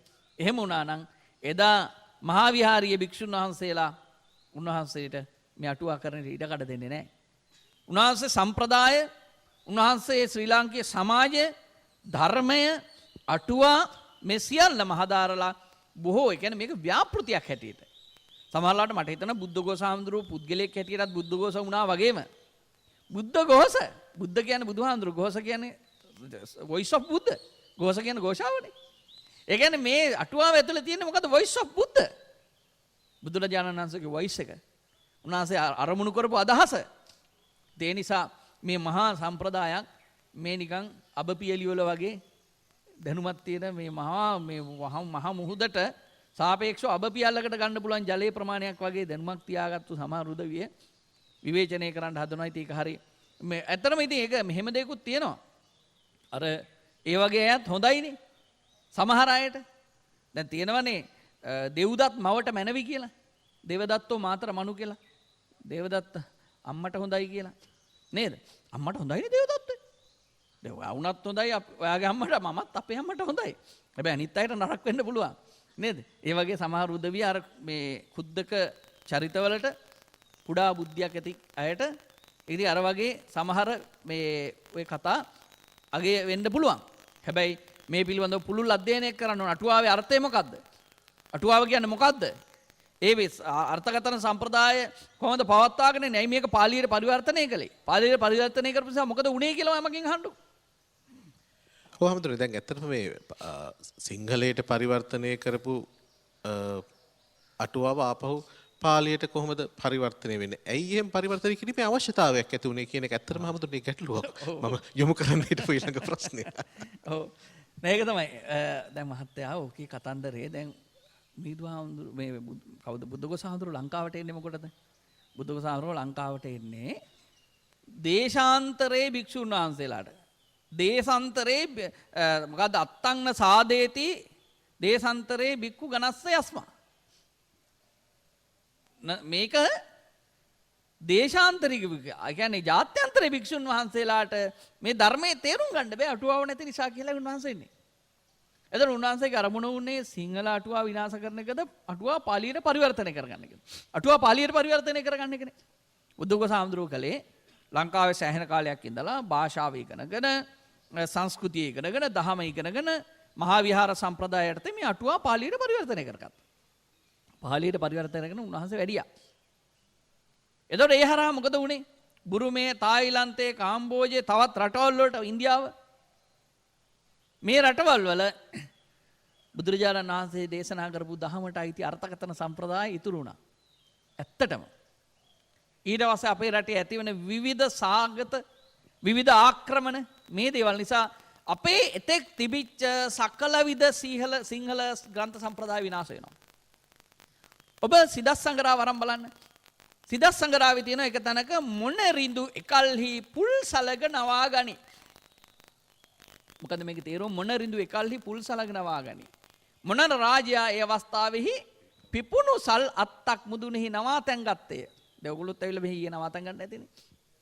නේද? පුල් සලග ගන්න නෙමෙයි වෙන්නේ නැති. පුල් සල් අග පිපුණු සල්ගසක් අග නවා ගනි නවාතැන් ගන්නවා. එතකොට මේක ඔයාලට පේන්නේ නැද්ද මේ මයුර සංදේශයක් තිබිලා තියෙනවා කියලා අපේ සිංහල පරණ. ඒ වන්දිම් හිමිවලා තොගසින් ඈ නිවෙස්නට. මේ සීගිරියේ තියෙනවා අපේ පැරණි සීගිරි ගීවල තියෙනවා අපේ පැරණි වලාහක එහෙමත් නැත්නම් අපි ගත්තොත් මේඝදූතයා පිළිබඳ අදහසක්. කොයි මේඝදූතේ දැන් තියෙනවද ඒ පරණ? කොයි අර මං කියපු මයුර සංදේශයේ තියෙනවද ඒ පැරණි? ඒක නෑ. ඒවා මේ ඉතුරු වෙලා තියෙන සිදස් සංග්‍රහ වගේ පොත්වල නැත්නම් සීගිරි ගීවල කොහොමද? අරවා නෂ්ටප්‍රාය වෙලා විනාශ වෙලා ගිහිල්ලා. ඔබ දන්නවද බෝධීන් වහන්සේගේ ඉතිහාසය ගැන පාලි බෝධි වංශයක් තියෙනවා. හැබැයි මේ බෝධි වංශයට කලින් සිංහල බෝධි වංශයක් තිබිලා තියෙනවා. දස්ස ඉස්සං මහා බෝධි වංශම් භාසාය සත්තුනෝ පුබ්බේ සීහල භාසාය ඨිතං උද්ද ජනානුගෝ. දස්ස ඉස්සං මහා බෝධි වංශම් මම මහා බෝධි වංශය කියනවා පුබ්බේ සීහල භාසාය. කලින් සිංහල භාෂාවෙන් තිබිච්ච. එතකොට පාලි මහා බෝධි වංශයට කලින් මුලින් සිංහල බෝධි වංශයක් තිබිලා තියෙනවා. ඒ විතරකුත් නෙමෙයි. දළදා වංශේ, දළදාව ගැන තියෙන දාඨා වංශේ. සදේශ භාෂාය කවි සීහලේ ඨිතම්පි වංශං කතම්පි වංශං ජින දන්ත ධාතුය. නිරුත්ත්‍යා මාගතිකාය බුද්ධ්‍යා කරෝමි දීපන්තර වාසිනං අපි අරමුණක් කියනවා. සදේශ භාෂාය කවි සීහලේ මේ සිංහල දීපේ කවින් කලේ ලංකාවට නම තිබුණේ සීහලේ කියලා. කවි සීහලේ සිංහලේ කවින් විසින් මේ රටට කියන්නේ සිංහල රට කියලා. මේ සීහලේ කවින් විසින් සදේශ භාෂාය ස්වදේශ භාෂාවෙන් කතම්පි වංශං කරන ලද වංශයක් තිබා ජින දන්ත ධාතුය බුදුරජාණන් වහන්සේගේ දළදා වංශය පිළිබඳව. කරෝමි දීපන්තර වාසිනං අපි. අර බුදුගොස් හඳුරගේ අරමුණමයි. මොකද්ද? දීපාන්තර වාසීන්ගේ ප්‍රයෝජනය සඳහා. ඒ කියන්නේ විදේශගත භික්ෂුන් වහන්සේලාගේ යහපත සඳහා වාසීන්ගේ යහපත සඳහා තමයි මේක පාලියට පෙරලන්නේ කියලා. ඒතර ඒක පාලියට පෙරළුවා. ඔබ අහලා ඇති හත්වන ගල්ල විහාර වංශය.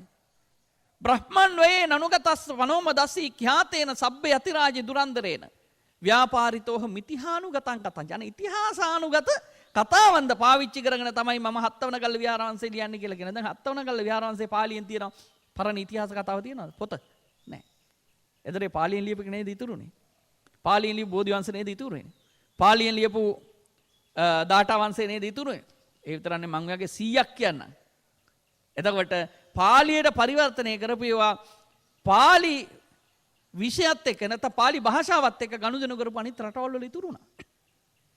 අපේ රටේ සාගත, නියං, ආක්‍රමණ, ගම් වතුර, ගිනි මේ සියල්ලත් එක්ක කාලීනව අපේ රටේ විනාශ වුණාට මේ අටුවා සම්ප්‍රදාය අර සිංහල අටුවා වලුත් ඔය වගේම අර කලින් තිබුණු පාලි පොත් එක්කම පාලි පොත් විතර නෙමෙයි ඔය කියපු මං කියපු සිංහල පොත් එක්කම ප්‍රකරණ ග්‍රන්ථات එක්කම විනාශ වුණා. හැබැයි වුණාට අර විදේශගතව තිබිච්ච විදේශ වලට ගෙනහිලා තිබුණු අපේ අටුවා පොත් ටික තිබ්බ නිසා තමයි අඩු වශයෙන් අපිට අටුවා සම්ප්‍රදාය නැවත ඉතුරු වෙලා තියෙන්නේ. ඔබ හිතන්නේ බැරි වෙලාවත් බුදුගොසාඳුරු එදා ඇවිල්ලා මේ පරිවර්තනය කරගෙන ගියේ නැත්තම් අවංකව කියන්න මහත්තයා. බුදුගොසාඳුරු එදා ඇවිල්ලා මේ පරිවර්තනය කරගෙන ගියේ නැත්තම් බුද්ධ දේශනාවට අට කතාවක් අද ඉතුරු වෙනවද? ඒක න සිංහල පොත් ටික විවිධ හේතු නිසා විනාශ වෙලා යනකොට ලංකාව ඇතුලේ මේක සමහරු කියනවා බුදුගොසාචාර්යයන් වහන්සේ පරිවර්තනය කරලා ගිනි තියලා යන්න ගියයි කියලා. බුදුගොසාහරු කියන්නේ හනුමෙක් නෙමෙයිනේ. ගිනි තියන්න අනිත් එක ලංකාවේ හාමුදුරු දෙයිද ගිනි තියන්න මේ තමන් මෙච්චර කල් පවත්වාගෙන ආපු ශාසනික සම්ප්‍රදාය. ඉතින් මේකේ ක්‍රමානුකූලව මේ පාලි අට කතා සකස් වුණාට පස්සේ භාවිතය අඩු වෙන්න ඇති සිංහලයේ. නැවත අවශ්‍ය වෙන්න නැතුව ඇති. ඒ තත්ත්වයන් එන්නේ නැති. හැබැයි ප්‍රධාන වශයෙන් අපි මේක දකින්නේ මෙහි ලංකාවේ හෙළටුවා විනාශ වෙනකොට පාලි අටුවා පිටරටවල වල තිබුණ නිසා සම්ප්‍රදාය ආරක්ෂා වුණා. එහෙම නැත්නම් මේ සම්ප්‍රදාය බිඳුණා නම් එහෙම එතනින් කැඩුණා නම් එහෙම අද ඔය සමහර අය අර්ථකථනය කරන විදිහට කොච්චර දේවල් දැන් පාලි අටුවාවේ තියෙන අර්ථකථනත් එක්ක මිසක් ධර්මයේ තේරුම් ගන්න බෑ. ඒක සරල දෙයක් මම කියන්නම්. දැන් මේ ගාථාව දන්නවනේ ඔබ. දූරංගමං ඒක චරං අසරීරං ගුහාසයන් ඒ චිත්තං සංයමෙස්සන්ති මොක්ඛන්ති මාර. මේ දූරංගමං කියන්නේ ඇයි? හිත. හිත ගැන මොකක්ද මේ තේරුම දූරංගමං කියන්නේ? දුර යනවා කියලා කියන. ඒක චරං තනිව හැසිරෙනවා කියලා. අසරීරං පට්ටපල් බොරුනේ. ඒක නෙමෙයි මේකේ තේරුම. දූරංගමං කියලා කියන්නේ එත්ත දූරංගමන්ති මක්කට සුත්ත මත්තකම්පි පුරත්තිමාදි දිසා භාගේ ගමනාගමනං නාම නත්ති. මකුළු හුයක් තරම් ප්‍රමාණයක්වත් හිත දුර යන්නේ නැහැ. දැන් ඔයගොල්ලන්ට හරි ප්‍රශ්නයක්. දැන් දහම් පාසලේ ඉගෙන ගත්ත මේක දූරංගමං කියන්නේ හිත දුර යනවා කියන එක නෙමෙයි. දූරේ සන්තම්පි ආරම්මනම් පටික්කහන රක්කන. දුර තියෙන අරමුණු ග්‍රහණය කිරීමයි මේකෙන් වෙන්නේ. හිත දුර යන්නේ නැහැ. හිත කියන්නේ විඥානයනේ. විඥානයේ පහ වුණොත් එහෙනම් මොකද වෙන්නේ? ආයුස්මාජ විඥානං යදාකායන් ජහන්තිමන් මැරෙනවා. ඒ නිසා හිත නෙමෙයි යන්නේ, හිත අරමුණු ගන්නවා. දැන් අපි හිතුව මෙහෙම දැන් අපි ඉන්නේ මේ මිනිපෙනේ. දැන් මෙහෙ ඉඳලා දැන් අම්මා අනුරාධපුරේ ගිහිල්ලා තියෙනවද? රුවන්වැලි සෑය ළඟට හිතින් යන්න පුළුවන්ද? ගිහිල්ලා තියෙයි. දැන් එහෙනම් මට කියන්න වහිනවද පායනවද කියලා? අපිට හිතින් යන්න බෑ. පුළුවන් ආවර්ජනය කරන්න විතරයි. ඒකට කියන ආවර්ජන කෘත්‍ය කියලා වෙනම කතාවක් ඒක. අපි හිතනවා හිතින් යන්න පුළුවන් කියන මහත්තයා දැන් හිතින් ගිහලා නම් ගෙදර බලන්නකෝ මේ පිටිපස්සේ කාමරේ දොර ඇරලාද කියලා මේ කුසිය පැත්තේ. බෑනේ. අපිට බෑ එහෙම බලන්න. ඒ කියන්නේ මේ ආවර්ජනය කරන්න විතරම හිතට යන්න බෑ. හිත තියෙන ඒක චරන් කියන එකත් බොරු. තනියම හැසිරෙනවා කියලා නෙමෙයි. ඒකක්කනේ සත්තට්ඨ චිත්තානි නාමන ජායන්ති. එක මොහොතක හිත 7-8ක් පහළ වෙන්නේ නැහැ කියන එකයි මේ කියන්නේ. එක මොහොතක එක හිත. ඒ හිත නිරුද්ධ වුණාට පස්සේ අනිත් හිත පහළ වෙන්නේ. ඕක තමයි කියන ඒකුප්පාද නිරෝධාච ඒකාලම්බන වත්තුකා කියලා අභිධර්ම කියන කතාව ඔය දහම්පසල ඉගෙන ගත්තා. නේද? අසරීරං ශරීරයක් නැහැ කියනවා. එතකොට ගුහාසයන් ගුහාවේ ඉන්නේ මොකද්ද? මෙතන අසරීරං කියන්නේ වන්න සන්ටහන අභාවතෝ ශරීරයකට තියෙන කලර් ඇන්ඩ් ෆෝම්. පාටයි හැඩයි නැහැ සිතට. පාටයි හැඩයි දෙක නැති එකයි කියන්නේ. ඒ නිසා මම කිව්වේ දැන් මේ ටික තියෙන්නේ කොහෙද? මේක තියෙන්නේ අටුවාවේ. ඒ සම්ප්‍රදාය ඇතුලේ මේ විග්‍රහය තියෙනවා. මම උට වඩා 100 ගාණක් කියන්නම් කාරණා. ඒ නිසා මේ සම්ප්‍රදාය ඇතුලේ තියෙන මේ දහම විධිමත්ව යථාවත්ව තේරුම් ගන්න තියෙන මේ අටකතා සම්ප්‍රදාය තමයි අපේ ථේරවාදය කියලා කියන්නේ. ථේරවාදී සම්ප්‍රදාය කියලා කියන්නේ. මේකට ගැහුවේ නැත්තම් මේ අටුවාවට ගැහුවේ නැත්තම් බුද්ධකෝ සාන්දුරුවන්ට ගැහුවේ නැත්තම් ඔය ධර්ම විකෘති කරන අයට මේක ගෙනියන්න බෑ. ඔය ලංකාවේ බුදුන් උපන් අය කියන රැළට බුදුහාමුදුරන්ගේ දේශනාව විවිධ විදිහට අර්ථකථනය කරන මේ දැන් සමහරු කියනවා එංගලන්තෙලු තියෙන්නේ නියම ත්‍රිපිටකය. එහෙම කියලා ඒ විවිධ විකෘති මනස් ඇති කරලා මේ මිනිස්සුන්ව නොමග යවන්න යන ඒ පාපතර පුද්ගලයන්ට තමන්ගේ ඒ කොන්ත්‍රාත් එක ඉටු කරන්න බෑ මේ අටුවාවට ගැහුවේ නැතුව. මොකද මේ සම්ප්‍රදාය තමයි අර්ථකථනය. මේක ඇතුලේ තමයි ධර්මය බුදුහාමුදුරුවෝ දේශනා කරපු ධර්මයේ විධිමත්ව පෙළගස්සලා ඒක දැන් බුදුහාමුදුරුවෝගේ දහම වෙනම තියෙනවා. ඒක දර්ශනයක් හැටියට පෙළගස්සන්නේ අටකතාව. ඒ පෙළගැස්වීම කඩන්න ඕනේ. හොඳයි දැන් මේ විග්‍රහ කරන විට ඔබට හිතනවා ඇති එහෙමනම් තවත් කොච්චර ගැඹුරට යන්න දේවල් ඇතිද කියලා. ඔව් අපේ ආමතුරුනේ ගැඹුරු දේවල් බොහොම පහසුවෙන් තේරුම් ගන්න පුළුවන් විදිහට තේරුම් කරලා දෙන්න පුළුවන් විදිහට අටකතා මේ ගැටපද විවරණ නොයෙකුත් දේවල් නිර්මාණය වෙච්ච හින්දා අපේ ආමතුරුනේ තාමත් අපිට පුළුවන්කම තියෙනවා ඔබ වහන්සේලා වැනි මහ වියත් භික්ෂුන් වහන්සේලාගෙන් ඒවා පහදා ගන්නට. සමහරට පහදා නොගන්න එකයි ප්‍රශ්නේ තියෙන්නේ. ඉතින් අපේ හැමදෙරෝනේ මේ කාරණාත් එක්ක කෙනෙකුට හිතෙන්න පුළුවන් දැන් ධර්මය විනය අභිධර්මය කියලා අපි කොටස් තුනක් ගැන කතා කරා. දැන් ධර්මයයි අභිධර්මයයි කියලා ආයෙ කොටස් දෙකකට බෙදලා තියෙනවා. එහෙනම් අභිධර්මයේ කියන්නේ අපිට කියන්න නැති දෙයක්ද කියලා සමහර විට ගැඹුරු දෙයක්ද තියෙන්නේ කියලා. මේ කොහොමද අපේ හැමදෙරෝනේ ලිහිල් කරගන්නේ? එතකොට සූත්‍ර සහ අභිධර්ම දෙක වෙන් කරගන්න එපා. දැන් සූත්‍ර ගැන කියන්නේ අත්තානං සූචනතෝ සූත්තතෝ සවනතෝත සූදනතෝ සුත්තානා සුත්ත සභාගතෝච සුත්තං සුත්තන්ති අක්ඛාතං. අත්තානං සූචනතෝ මේ අර්ථ සූචනය කරනවා. සවනතෝ අර්ථ වගුරුවනවා. ඒ වගේම සූදනතෝ අර්ථ එක පිළිවෙලකට ගනු කරනවා. සුත්තානා ඒ කියන්නේ ධර්මයට මන ආරක්ෂාවක් සපයා දෙනවා. හරියට සුත්ත සභාගතෝ හරියට නිකන් නූලක් එකට හැමුණුවා වගේ. මුතු වෙලක් යමුණා වගේ එකිනෙකට ගැලපෙන නිවැරදිව ධර්මයේ පෙළගස්සලා තියෙන නිසා තමයි සූත්‍ර කියලා කියන්නේ. අභිධර්මය කියලා කියන්නේ මොකද්ද? යං එත්ත බුද්ධිමත්තෝ සලක්කනා පූජිතා පරිච්ඡින්නා උත්තාදිකාච ධම්මා අභිධම්මෝ තේනක්කාතෝ. අභිධර්මය කියලා කියන්නේ මේකේ අභිසිට්ඨෝ ධම්මෝ අභිධම්මෝ කියන විග්‍රහයක් අහලා තියෙනවනේ. විශිෂ්ට වූ ධර්මය අභිධර්මය කියලා කියනවා. විශිෂ්ට වූ කියලා කියන්නේ අර බුදුහාරවගේ දේශනාව විශිෂ්ට නැත්තේ නෑ. අභිවිශිෂ්ට. ඒ වගේම ධම්මාතිරේක ධම්ම විශේෂට්ඨේන අභිධර්මෝ කියලා කියනවා. ධර්මයට කරන ලද අතිරේක විශේෂාර්ථ දීපකයක් මේකේ තියෙනවා කියලා. එතකොට මේ අභිධර්මයේ වෙන්න මේ කාරණාවයි වැදගත් වෙන්නේ. දැන් බුදුහාඳුරෝ දේශනා කරපු ධම අපි හිතමුකෝ දැන් අපි කියව මනෝ පුබ්බංගමා ධම්මා මනෝ සෙට්ටා මනෝමය කියලා තියෙනවා. එතන මනෝ කියන කෑල්ල තියෙනවා. ධම්මා කියන කෑල්ලකුත් තියෙනවා. නේද? ඒ වගේම තව තැනක බුදුහාමුදුරුවෝ දේශනා කරනවා වෙන්න පුළුවන් මේ යම්කිසි අපි හිතමු මේ හිත පිළිබඳව දැන් අර කිව්වේ දූරංගමං ඒක චරං කියලා මම මුලින් විග්‍රහ කළේ. ඒ වගේ යම් දේශනා තියෙනවා. එහෙට ගණේදී බුදුහාමුදුරුවෝ මේ මානසික විග්‍රහය සහිත වූ බොහෝ දේශනා ප්‍රමාණයක් උන්වහන්සේ කරනවා. මනෝ විග්‍රහය විතරක් නෙමෙයි. අභිධර්ම කතා කරනවනේ හතරක්. චිත්ත චෛතසික රූප නිබ්බාන. චිත්ත කියන්නේ හිත සහ හිතේ හැසිරීම පිළිබඳව. චෛතසික කියන්නේ සිතුවිලි වල හැසිරීම පිළිබඳව. රූප කියලා කියන්නේ භෞතිකත්වයේ මේ භෞතිකත්වයේ හැසිරීම පිළිබඳව. නිබ්බාන කියන්නේ නිවන. එතකොට අර තුනම ලෞකිකයි අරක ලෝකෝත්තරයි. එතකොට ලෞකික ලෝකෝත්තර දෙක. මේක බුදුරජාණන් වහන්සේගේ දේශනාවේ තියෙනවා. එතකොට බලන්න බුදුහාමුදුරුවෝ සිත ගැන කතා කරද්දී ඒකෙදී කාමාවචර සිත්, රූපාවචර සිත්, අරූපාවචර සිත්, ලෝකෝත්තර සිත් කියලා සිත් 89ක් ඒ විදිහට විග්‍රහ කරගෙන යනවා. ඒ විතරක් නෙමෙයි චෛතසික ගත්තන් පස්සේ කාට හරි ඇති වෙන්න පුළුවන් චෛතසික සියල්ලම එකතු කරලා චෛතසික 52ක් හැටියට විග්‍රහ කරලා තියෙනවා. එතකොට මේ දේවල් අර බුදුහාරන්ගේ දේශනාව ඇතුලේ තනින් තන තියෙන දේවල් එකතු කරලා දර්ශනයක් හැටියට ගොනු වෙන්නේ මෙතන. අභිධර්මයේ තියෙන විශේෂත්වය මේකයි. අභිධර්මයේ නිෂ්පුද්ගලයි භාව සාධනයි අකර්තුකයි. නිෂ්පුද්ගලයි කියන්නේ අභිධර්ම පිටකේ කොහෙවත් නැහැ. අනේ පිටිසිටුතුමා නැහැ, ජේතවනාරාමේ නැහැ, විසාකාව නැහැ, රාහුල කුමාරයා නැහැ. ඒ මොකවත් නැහැ. ඇයි අභිධර්මයේ කියලා කියන්නේ දෙවියන්ට දේශනා කරපු දහම. බුදුහාමුදුරෝ මාතෘ දිව්‍ය රාජයාට ධර්ම දේශනා කරන්න කියලා 3 මාසයක් පණ්ඩුකම්බල ශෛලාසනයේ වැඩ සිටිමින් මාතෘ දිව්‍ය රාජයාට තමයි මේ අභිධර්මයේ දේශනා කරන්නේ. එතකොට එතනදී උන්වහන්සේට අවශ්‍ය වෙන්නේ නැහැ මේ ලෞකික ලෝකේ උදාහරණ පෙන්වන්න. දෙයියන්ට කියන්නේ. ඒ නිසා ඒ නිෂ්පුද්ගලයි පුද්ගලයෝ බැහැර කරලා තියෙනවා. භාව සාධන ඉලක්කයක් සම්පූර්ණ කරන අකර්තෘකයි කර්තෘ ඒ කියන්නේ අර අනිත් සූත්‍රවල තියෙන ව්‍යවහාර දේශනා නෙමෙයි. මම කිව්වා වවහාර දේශනා ආනා දේශනා වෝහාර දේශනා පරමත්ත දේශනා කියලා 3 වර්ගයක් තියෙනවා.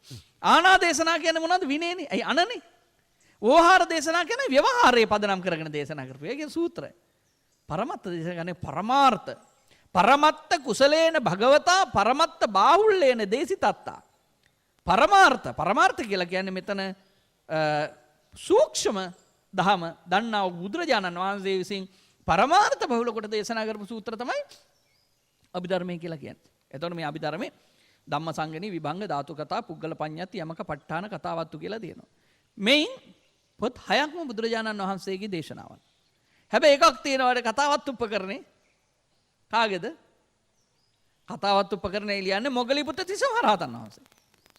හැබැයි උන්වහන්සේ කතාවත් උපකරණේ ලියන කොටත් උන්වහන්සේ භගවතා දින්න නයේන ඨපිත මාතිකාය බුදුරජාණන් වහන්සේ විසින් දෙන ලද න්‍යායට අනුව තබන ලද මාතෘකාවන්ට අනුව තමයි කතාවත් උපකරණය කරන්නේ. ඒ නිසා බුද්ධ භාෂිත නාම ජාතම එකත් බුද්ධ භාෂිතම තමයි.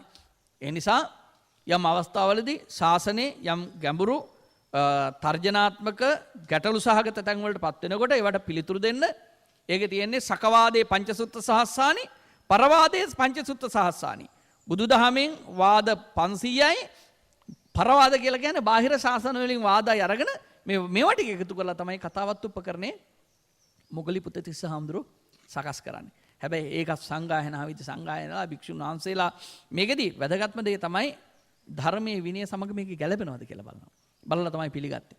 ඒ අනුව මේ අභිධර්ම පිටකය දෙවියන්ට දේශනා කරපු දහම බුදුදහමේ තියෙන බුදුහාමුදුරුවෝ දේශනා කරපු සූත්‍ර පිටකයේ තියෙන සූක්ෂ්මාර්ථ එකතු කරලා දේශනා කරපු දැන් අපි ගත්තොත් එහෙම දැන් රූප විග්‍රහය අරගෙන බලන්න. රූප විග්‍රහය ගත්තොත් එහෙම මේකේ තියෙන්නේ මොනවද? අපි දන්න පඨවි ආපෝ තේජෝ වායු කියන සතර මහා භූත තියෙනවා. ඊට පස්සේ ප්‍රසාද රූප තියෙනවා. චක්කු ප්‍රසාද, ගාහන ප්‍රසාද ආදී වශයෙන් චක්කුසෝත ගාහන ජීවහා කායයට අදාළ ප්‍රසාද රූප.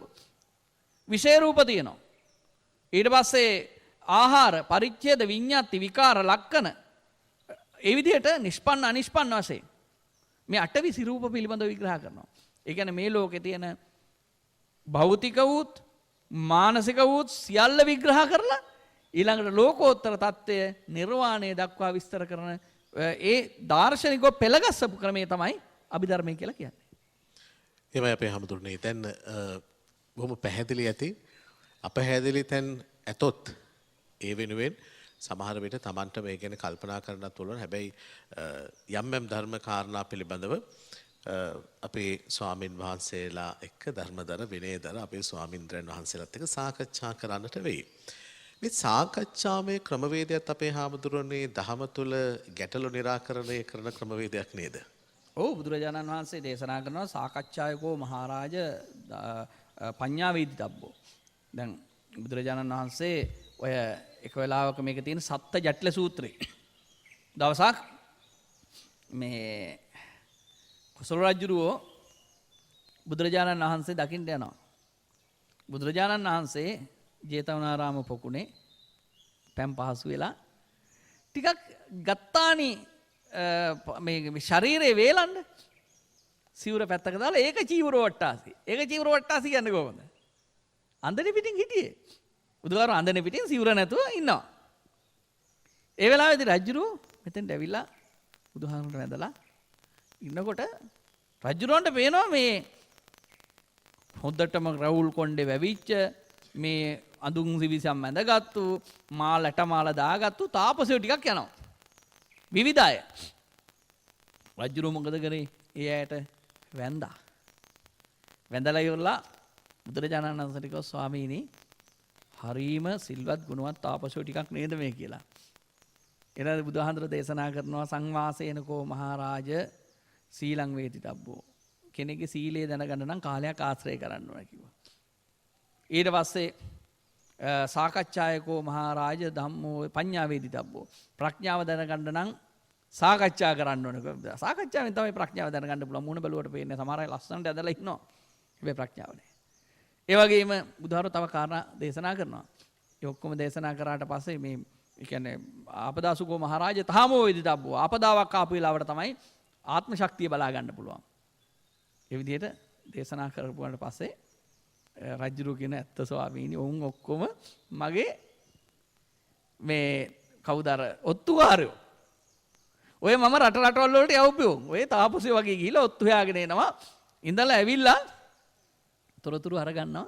අරගෙන මට කියලා තොරතුරු ටික දීලා උන් හොඳට කොණ්ඩ රැවුල කපලා ගිහි ජීවිතේ ගත කරලා ආයේ ඔත්තු සේවාව යනකොට තමයි ඔහොම යන්නේ තාපසයෝ හැටියට. බලන්නකො රජුරු බුදුහාරොත් රවට්ටන්න හදපු හැටි.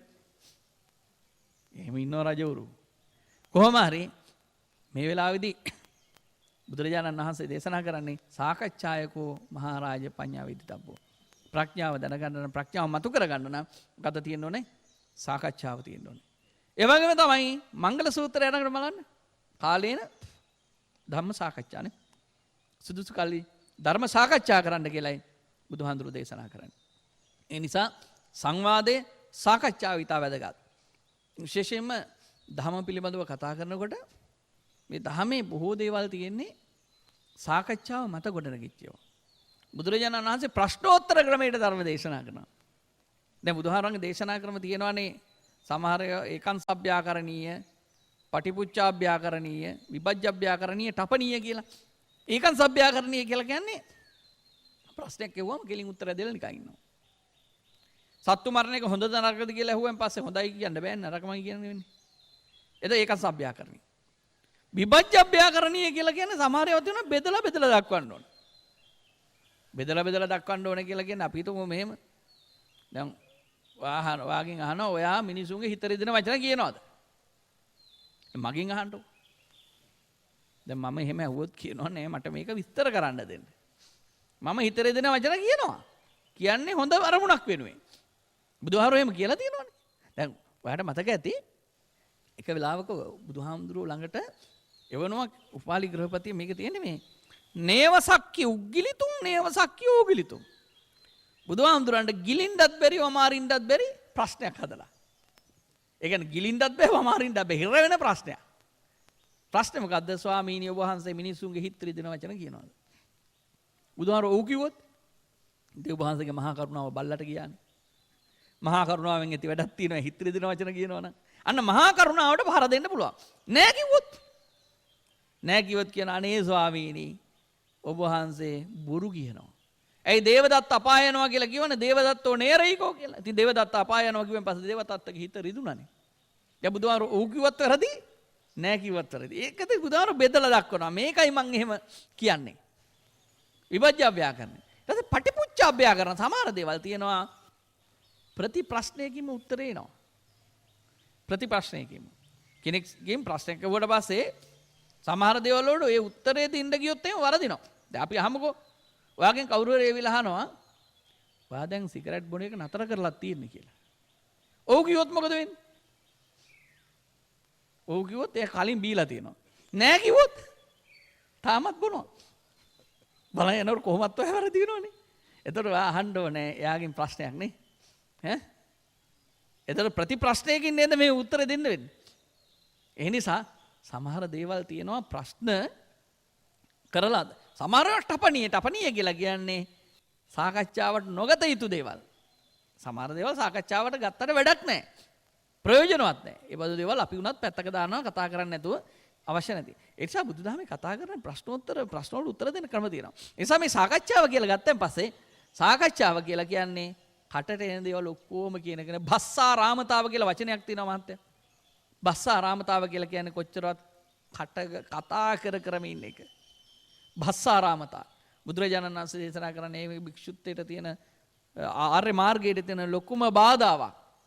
ඒ නිසා මේ තුෂ්ණීම්භූත භාවය. ඒකට කියන්නේ අරියෝවා තුන්හි භාවෝ. ආර්ය වූ තුෂ්ණීම්භූත භාවය. මේක ඉංග්‍රීසියට පරිවර්තනය කරලා තියෙන මේ ලයිට්නිං සයිලන්ස් කියලා. තන්ඩරිං සයිලන්ස්. හෙන ගහන නිහැඬියාව. ඒ නිහැඬියාව ඒ තරම් ගැඹුරුයි. එහෙම අපි හඳුනන්නේ මේ අවසන් කාලයේ ගෙවී යන්නේ. දැන් මේ සියලු කාරණාත් එක්ක කෙනෙකුට හිතෙන්න පුළුවන් දැන් සමහර තැන්වල බුදුහාමුදුරුවෝ දඬුවමුත් දීලා තියෙනවා. ඒව ගැන සඳහන් වෙනවයි කියලා. අර විනය ප්‍රශ්නයක් මුල් කරගෙන ඇතිවෙච්ච මේ කාරණාවකදීත් එහෙම දෙයක් වුණා පාරිලෙය වනයේට වැඩම කරන තත්ත්වයට පත් වුණාය කියලා. දැන් මේ දඬුවම් පිළිබඳව එහෙම නැත්නම් දණ්ඩනය පිළිබඳවත් අපේ හාමුදුරනේ කොහොමද සටහන් වෙන්නේ? ඔය දැන් බුදුරජාණන් වහන්සේගේ දඬුවම් ගණනාවක් තියෙනවා. ගිහියන්ට දෙන දඬුවම් තියෙනවා, පැවිද්දන්ට දෙන දඬුවම් තියෙනවා. දැන් චන්න භික්ෂුව නිතරම කියන්න ගත්තා අර ඔබත් අර මුලින් අහපු ප්‍රශ්නකත් අහුවා මතකද මේ කාටද සරියුත් මොගලන් හාමුදුරුවන්ට එහෙම මූණු බලලා තනතුරු දුන්නා අපිට නෑ මුල් වෙලාවේදී අපි තමයි හිටියේ අස්සයා ගෙනියන්න හිටියෙත් අපි දැනුත් කට්ටිය කියනවනේ අපේ ජනාධිපතිතුමාට මම කියනවා අපි තමයි ඡන්දෙ දුන්නේ මුල් වෙලාවේ කවුරුත් හිටියේ නෑ එහෙම කියලා කියනවා. එහෙම මේ බුදුවරු මේ Tamanට උදව් කරපු අයට ඔය දේශපාලඥයෝ වගේ තනතුරු දෙන ස්වරූපයක් නැහැ. බුදුරජාණන් වහන්සේ තනතුරු දීපු හැම කෙනෙකුටම තනතුරු දීලා තියෙන මොනවද දිහා බලලාද? තනතුරු දෙන්නේ ඒ පුද්ගලයාගේ සංසාරේ ඇති කරගත්තු පාරමී ගුණයන් දිහා බලලා. චන්නහාමුදුරුවොත් මෙහෙම කියන්න ගත්තනේ බුදුහාමුදුරන්. මේක මහා ප්‍රශ්නයක්. ඒ විතරක් නෙමෙයි. අනිත් හාමුදුරුවෝ ඉස්සරහා තමුන්නාන්සලා පැත්තකට වෙන්න මමයි මේක හිටියේ මිනිහා මුල ඉඳලා කියලා අනිත් අය යටපත් කරගෙන ඉඳ ගත්තා. මේක බුදුහාමුදුරන්ට ආරංචි වුණා. හැබැයි බුදුරජාණන් වහන්සේ චන්නට දඬුවම් දුන්නේ නැහැ. බුදුහාරෝ ජීවත් වෙලා වැඩ ඉන්නකම්. පින්නුවම් පැවට පස්සේ බ්‍රහ්ම දණ්ඩනය පනවන්න කියලා කිව්වා. බ්‍රහ්ම දණ්ඩනය කියලා කියන්නේ එයාත් එක්ක කවුරුත් කතා කරන්නේ නැහැ. එයාට අවවාද කරන්නෙත් නැහැ, බැනවදින්නෙත් නැහැ. එයා මේක මරලා දානවා වගේ වැඩක් නේ. අන්තිමට එයා බ්‍රහ්ම දණ්ඩනය පැනෙවුවා කියනකොටම සීමුර්ජා වෙලා වැටුණා. අන්තිමට උන්වහන්සේ සමාව අරගෙන සකස් වුණා. සකස් වීම ආයති සංවරය මම මුලින් කිව්වා ආයති සංවරය වෙනුවෙන් තමයි බ්‍රහ්ම දණ්ඩනය දෙන්නේ. ඒ විතරකුත් නෙමෙයි. තව තියෙනවා අබ්බාහන කර්මය කරන්න වෙන අවස්ථා. ඒ කියන්නේ ශාසනයෙන් එළියට දාන්න වෙනවා. සිවුරවරනෝ නෙමෙයි. හැබැයි උන්වහන්සේ තමන්ගේ සීනියොරිටි එකෙන් පහළට යටවෙනවා. ඊට පස්සේ නැවත ඉහළට එනවා. අබ්බාහන ආහ්වානය කරන්න පුළුවන්. එහෙම අරගන්න පුළුවන්. ඒ වගේ තමයි පටිචාරීන කර්ම සිහි කරන්න. තජ්ජනීය කර්ම තර්ජනය කරන්න. ඒ වගේ අවස්ථා තියෙනවා. අපේ ඔය භික්ෂුන් වහන්සේලාගේ දිනචරියාවක් තියෙනවා. වැලි ලාසක් ගෙන හර මළුවේ හිලා එක්වන් දිනචරියාව පසස්නෝ විසින් කියලා ඔවුනොවුන්ගේ දුටු වරද කීමෙන් වැරද්දක් කිව්වට පස්සේ ඒ වැරද්දට වැලි ලාහක් අරගෙන ඇවිල්ලා මළුවේ දානවා. ඒ වගේ පොඩි පොඩි දඬුවම් ක්‍රමත් හදාගෙන තියෙනවා. ගිහියන්ට දීපු දඬුවම් අතර තියෙන ප්‍රධානම දඬුවමක් තමයි පත්ත නික්කුජන කර්මය. පත්ත නික්කුජන කර්මය කියන්නේ පාත්‍රේ මුණින් නවනවා. පාත්‍රේ මුණින් නවනවා කියන්නේ අරන් යන පාත්‍රේ නවනවා කියන එක නෙවෙයි. දායකයාගේ දානේ ප්‍රත්‍ය පිළිගන්නේ නැහැ. ඒකට හේතු තියෙනවා. බික්කූණං අලාභාය පරිසක්කති. බික්කූණං අවාසාය පරිසක්කති. බික්කු බික්කුහි බේදේති. භික්ෂුන්ට අලාභය පිණිස වැඩ කරනවා. අවාසය පිණිස කියන්නේ භික්ෂුන් වහන්සේලා එලවන්න වැඩ කරනවා. බික්කු බික්කුහි බේදේති. භික්ෂුන් අතර බේද ඇති කරනවා. බුද්දස්සවන්නම් භාසති. බුදුරජාණන් වහන්සේගේ නුගුණ කියනවා. ධම්මස්සවන්නම් භාසති. ධර්මයට නුගුණ කියනවා. මේ විදිහට මේ දුර්වල චරිත තියෙන අයට බුදුරජාණන් වහන්සේ බඳු ගිහියන්ටත් පත්ත නික්කුජන කර්මයේ දේශනා කරලා තියෙනවා. ඒ කියන්නේ එයා දායකත්වයෙන් නිරපන්න. එයාට දෙන්නේ. හැබැයි භික්ෂුන් වහන්සේ කෙනෙක්ට තියෙන ලොකුම වැරද්ද තමයි පරාජිකා. ඒ පරාජිකා හතරෙන් පරාජිකා වුණොත් එයා භික්ෂුත්වයේ හැර යන්න ඕනේ. එතකොට තමන් දුටු වරද දැකලා නැවත ඒ බඳු වැරද්දක් නොකිරීමට තවත් භික්ෂුන් වහන්සේ කෙනෙක් එක්ක ප්‍රකාශ කිරීම. ඒකට කියන ඇවැත් දෙසනවා කියලා. එතන සිට භික්ෂුත්වයේ අහිමිවීම දක්වා භික්ෂුවට තියෙනවා විවිධ දඬුවම් ශාසනය ඇතුලේ. හැබැයි හැම එකක්ම කිසිවක් ශාරීරික දඬුවම් නෙමෙයි. අනිත් එක මේකේ තියෙන වැදගත්ම දෙයක් තියෙනවා. ඒ කිසිම දඬුවමක් තමන් පිළිගන්නේ නැත්නම් බාර ගන්න ඕනේ නැහැ. තනිකරම මේ ප්‍රජාතාන්ත්‍රීයව තියෙන්නේ වැරද්ද තමන් බාරගත්තොත් විතරයි ඒ දඬුවම විඳින්න ඕනකම තියෙන්නේ. ඒකෙදි තියෙනවා අධිකරණ සමත 7ක්. සම්මුඛා විනය ඉදිරියේ තියාගෙන සාකච්ඡා කරන එක. ඒ වගේම සති විනය. දැන් ඔය දබ්බමල්ල පුත්ත භික්ෂුන් වහන්සේ භික්ෂුණියක් එක්ක මේ මෙත්තියා කියන භික්ෂුණිය සමග ලිංගිකව හැසිරුණායි කියලා චෝදනාවක් කරනවා. උන්වහන්සේ රහතන් වහන්සේ කෙනෙක්. එහෙම වෙන්න බෑ.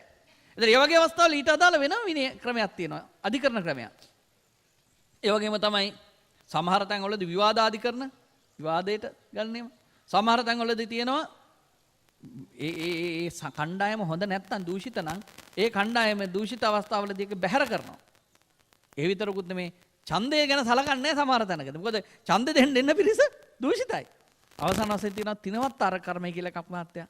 තිනවත්තර කර්මය කියලා කියන්නේ හරියට අසුචි ගොඩක් අවුස ගත්තොත් ගඳ ගහනවනේ. ඒවා තනකොළ වලින් වහලා දානවා වගේ වහලා දාන්න තියෙනවා. ඒ කියන්නේ ඒවා සාකච්ඡාවට ගන්නෙ නැහැ. සාකච්ඡාවට ගත්තොත් ඒ සංඝයාගේ සහ ඒ ප්‍රදේශයේ මිනිස්සුන්ගේ පැවැත්මට හානි කරයි. ඒ විදිහට. ඒ නිසා මං හිතන්නේ මේවල් පුළුල්ව සාකච්ඡා කරන්න ඕන කාරණා. එමයි. එමයි අපේ හාමුදුරනේ දැන් මේ ගැන දැනගෙන ඉන්න එකත් ඉතා වටිනවනේ.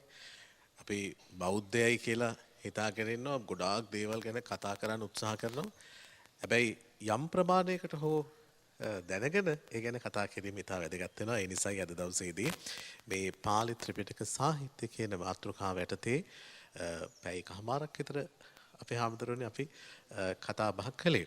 තවත් එකින් එක අරගෙන විස්තර කරනවා නම් මම හිතන්නේ එක කරුණක් දවසක් විතර වුණත් සාකච්ඡා කරන්න පුළුවන්කම තියෙවි. කාලයත් එක්ක අපි මේ ගමන යන්නේ.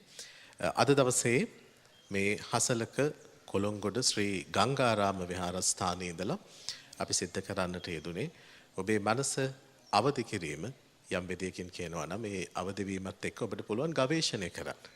හොයාගෙන යන්න. ඉතින් ඒ නිසා ඊට මඟ පෑදීමේ කටයුතු අපි සිද්ධ කළායි කියන විශ්වාසය අප සතුව තිබෙනවා. අද දවසේ අපේ කතා බහ නිමා කිරීමට සූදානම් වෙන්නේ අපේ හාමුදුරනේ. මම ඔබ වහන්සේට ආරාධනා කරනවා දැන් අලුත් අවුරුද්ද දෙවැනි මාසෙක වෙන්නේ. ටිකක් වෙනස් විදිහටයි ඉන්න වෙලා තියෙන්නේ මූණ කට වහගෙන. මේ ජීවිතෙත් එක්ක අපේ හාමුදුරනේ ටිකක් වර්තමානයේ තුල හැඩගැහෙමින් ඉන්න අපේ දහමත් එක්ක අපිට කොහොමද උපදේශයක් දෙන්න පුළුවන්? ඔව්. දැන් බෞද්ධයෝ හැටියට බෞද්ධයාගේ මූලය එහෙම නැත්නම් බෞද්ධයාගේ න්‍යෂ්ටිය ගත්තොත් එහෙම අවබෝධයෙන් අපි කටයුතු කරන්න ඕනේ. දැන් මේ කාලය ඇතුළත අපිට හොඳටම පේන දෙයක් තමයි අපි සිල් ගන්නෙ නැහැ. දැන් මේ සීල ව්‍යාපාරය මේ පන්සලේ කරාට දැන් කොළඹ එහෙම පන්සල්වල බොහොම පන්සල්වල සීල ව්‍යාපාර නැහැ. ඒත් එක්කම දහම් පාසල් නැහැ. ඉස්කෝලේ යමත් අඩුයි. හැබැයි මේ අතරේ ওই අන්‍යාගම් කල්ලි සමහර උදවිය ගෙවල් ගානේ ගිහිල්ලා මිනිස්සු ආගම් වලට හරව ගන්න යනවා. මොකද ඒගොල්ලෝ වැඩ නතර කරලා නැහැ. ඒගොල්ලෝ අපේ මේ විරාමයේ පාවිච්චි කරනවා ඔවුන්ගේ සුයාමයක් හැටියට. ඒ නිසා අපි තේරුම් අරගෙන ඉන්න ඕන බෞද්ධයෝ හැටියට මේ කාලය ඇතුළත නිවසේ ඉඳලා හරි අෂ්ටාංග සීලයේ සමාදන් වෙන රූපවාහිනී වැඩසටහන් තියෙනවා. ජාතික රූපවාහිනී තරක් නෙමෙයි ගොඩක් වැඩසටහන් තියෙනවා. ධර්ම දේශනා තියෙනවා. සාකච්ඡා තියෙනවා. ඒ දේවල් වලට අහුම්කම් දෙමින් සිල් සමාදන් වෙලා ඒ කාලේ ගත කරන්න පුළුවන්. තමන්ට නිශ්චිත පොයේ දවස් ඇරුණුකොට සතියන්තේ යොදාගෙන විහාරස්ථානයට යන්න දරුවොත් එක්ක බෝධි පූජාවක් බුද්ධ පූජාවක් තියන්න කටයුතු කරන්න පුළුවන්. මහා සංඝරත්නයේ මුණ ගැහිලා උන්වහන්සේලාගේ අවවාද අනුශාසනා ලබා ගන්න පුළුවන් ඒ නිශ්චිත සෞඛ්‍ය ආරක්ෂිත ක්‍රමවේදයන් අනුගමනය කරමින්. ඒ වගේ මේ කාලය ඇතුළත මේ දහමට කැප වෙලා දහමත් එක්ක හිතලා ඉවසීමෙන් කටයුතු කරන්න සිද්ධ වෙනවා. අපි දන්නවා ගෙවල් ඇතුළට වෙලා හිර වෙලා ඉන්න මිනිසුන්ට හරි අමාරුයි. අපිට ඒක හරියට දැනෙනවා. දැන් අද වුණත් මම අපේ දායක සභාවට පැපිලියාන සුනේත්‍රා මහදේව පිරිවෙනේ කාන්තා සංගමයට මම දැනුවත් කළා. අපි 25වත් අරගෙන සිල් සමාදන් වෙනවා එක පොයකට කරමු අඩු ගානේ ගම 4ට කඩලා අත්‍යවශ්‍යයෙන්ම ගෙවල් වල හිර වෙලා ඉන්න අයවත් එළියට අරගෙන කියලා. මොකද ඒගොල්ලන්ට ඒ සැනසෙල්ල දෙන්න ඕනේ. ඒ නිසා අපි විහාරස්ථාන වල අපේ ගෞරවනීය හාමුදුරන් වහන්සේලාගෙනුත් ඉල්ලා හිටින්නේ සෞඛ්‍යයට මුල් තැන දෙන්න. මොකද මේක අපේ සමාජ වගකීම. හැබැයි වුණාට දහමින් දායකයෝ ඈත් නොවන ආකාරයට ඔවුන් සමග විවිධ ව්‍යාපෘති වැඩසටහන් සකස් කරන්න පුළුවන්. ඒකට ගම්වල දැනුගත් තරුණ පිරිස් එකතු වෙන්න. මොකද හේතුව මේ අපේ මේ නිසල බව අපේ මේ විරාමය සමහර උදවිය ඔවුන්ගේ විවිධ උපක්‍රම සඳහා යොදාගෙන තියෙනවා. අපේ සමහර කලාකාරයෝ ඇත්තටම අසරණ වෙච්ච වෙලාවට මිනිස්සුන්ව ග්‍රහණය කරගන්නවා. විවිධ ඔය බෝන් එකකින් වගේ කල්ලි ඇති වෙලා තියෙනවා. ඒගොල්ලෝ මේ රටේ තියෙන බෞද්ධ කතෝලික ඉස්ලාම් කාටවත් නැති ಜಾති. ඒ වගේ උදවිය වල විවිධ දේවල් මොකද මිනිස්සුන්ගේ අමාරු වෙච්ච තැනට එන්නේ ලෙඩ වෙච්ච තැනට එනවා. ලෙඩ සනීප කරන්න කියලා දුප්පත් වෙච්ච තැනට එනවා දුප්පත්කමට උදව් කරන්න කියලා. හැබැයි අවසාන වශයෙන් අපේ මිනිස්සු මිත්‍යා මතවාද ඇතුලේ අතරමං වෙනවා. ඒ නිසා අපි හොඳට බෞද්ධ හැටියට බෞද්ධකමේ තියෙන ඒ ශක්තිය පෙන්වන්න හොඳ වෙලාවක් මේක. ඒ විදිහට කටයුතු කළොත් මම හිතනවා ඔබට ඔබේ ජීවිත සාර්ථක කරගන්න වාසනාවන්ත කරගන්න පුළුවන් වෙයි. එහෙමයි අපේ හාමුදුරනේ. අද ධම්මසාරතේ ධර්ම සාකච්ඡාව අපි නිමා කරන්න සූදානම් වෙන වෙලාව අපි සාදුකාරයක් පවත්වමු. පැපිලියාන සුනේත්‍රා මහදේවී පරිවේනාධීශවර ශ්‍රී ජයවර්ධනපුර විශ්වවිද්‍යාලයේ ජ්‍යෙෂ්ඨ කතිකාචාර්ය මහාචාර්ය පූජ්‍ය මැදකොට අබේතිස්ස ස්වාමීන්ද්‍රයන් වහන්සේ වෙනුවෙන් අපි හාමුදුරනේ මම හිතන්නේ සෑහෙන කාරණා කීපයක් අපිට සාකච්ඡා කරන්න යෙදුණා. අපි සාකච්ඡාව නිමා කරන මොහොත මම ආරාධනා කරනවා මේ සාකච්ඡාව වෙනුවෙන් ධර්ම පරිස්කාරක පූජා කිරීමට හසලක කොළොංගොඩ පදිංචිව සිට දැනට වසර 8කට පමණ පෙර මියගිය වෙළඳ ව්‍යාපාරික ආර්.එම්. අබේරත්න කවුරුත් දන්නේ ඇහැලියගොඩ වෙළඳ සැල කිව්වමද? මහත්මයා කිව්වම වෙන්නේ නැති. මාතාට සියලු ඥාතීන්ට මිත්‍රාදීන්ට පින් පිනිස අපි ආරාධනා කරනවා එම මැතිණියට පිරිකර පූජා කිරීම වෙනුවෙන්. සියලු දෙනාටම පින් සිද්ධ වෙනවා. සාදුකාර පවත්වමින් පුණ්‍ය අනුමෝදනාව පැවැත්වුවේ. අපි එහෙමනම් අද දවසේ ධම්මසාරති නිමාවට පත් කරනවා.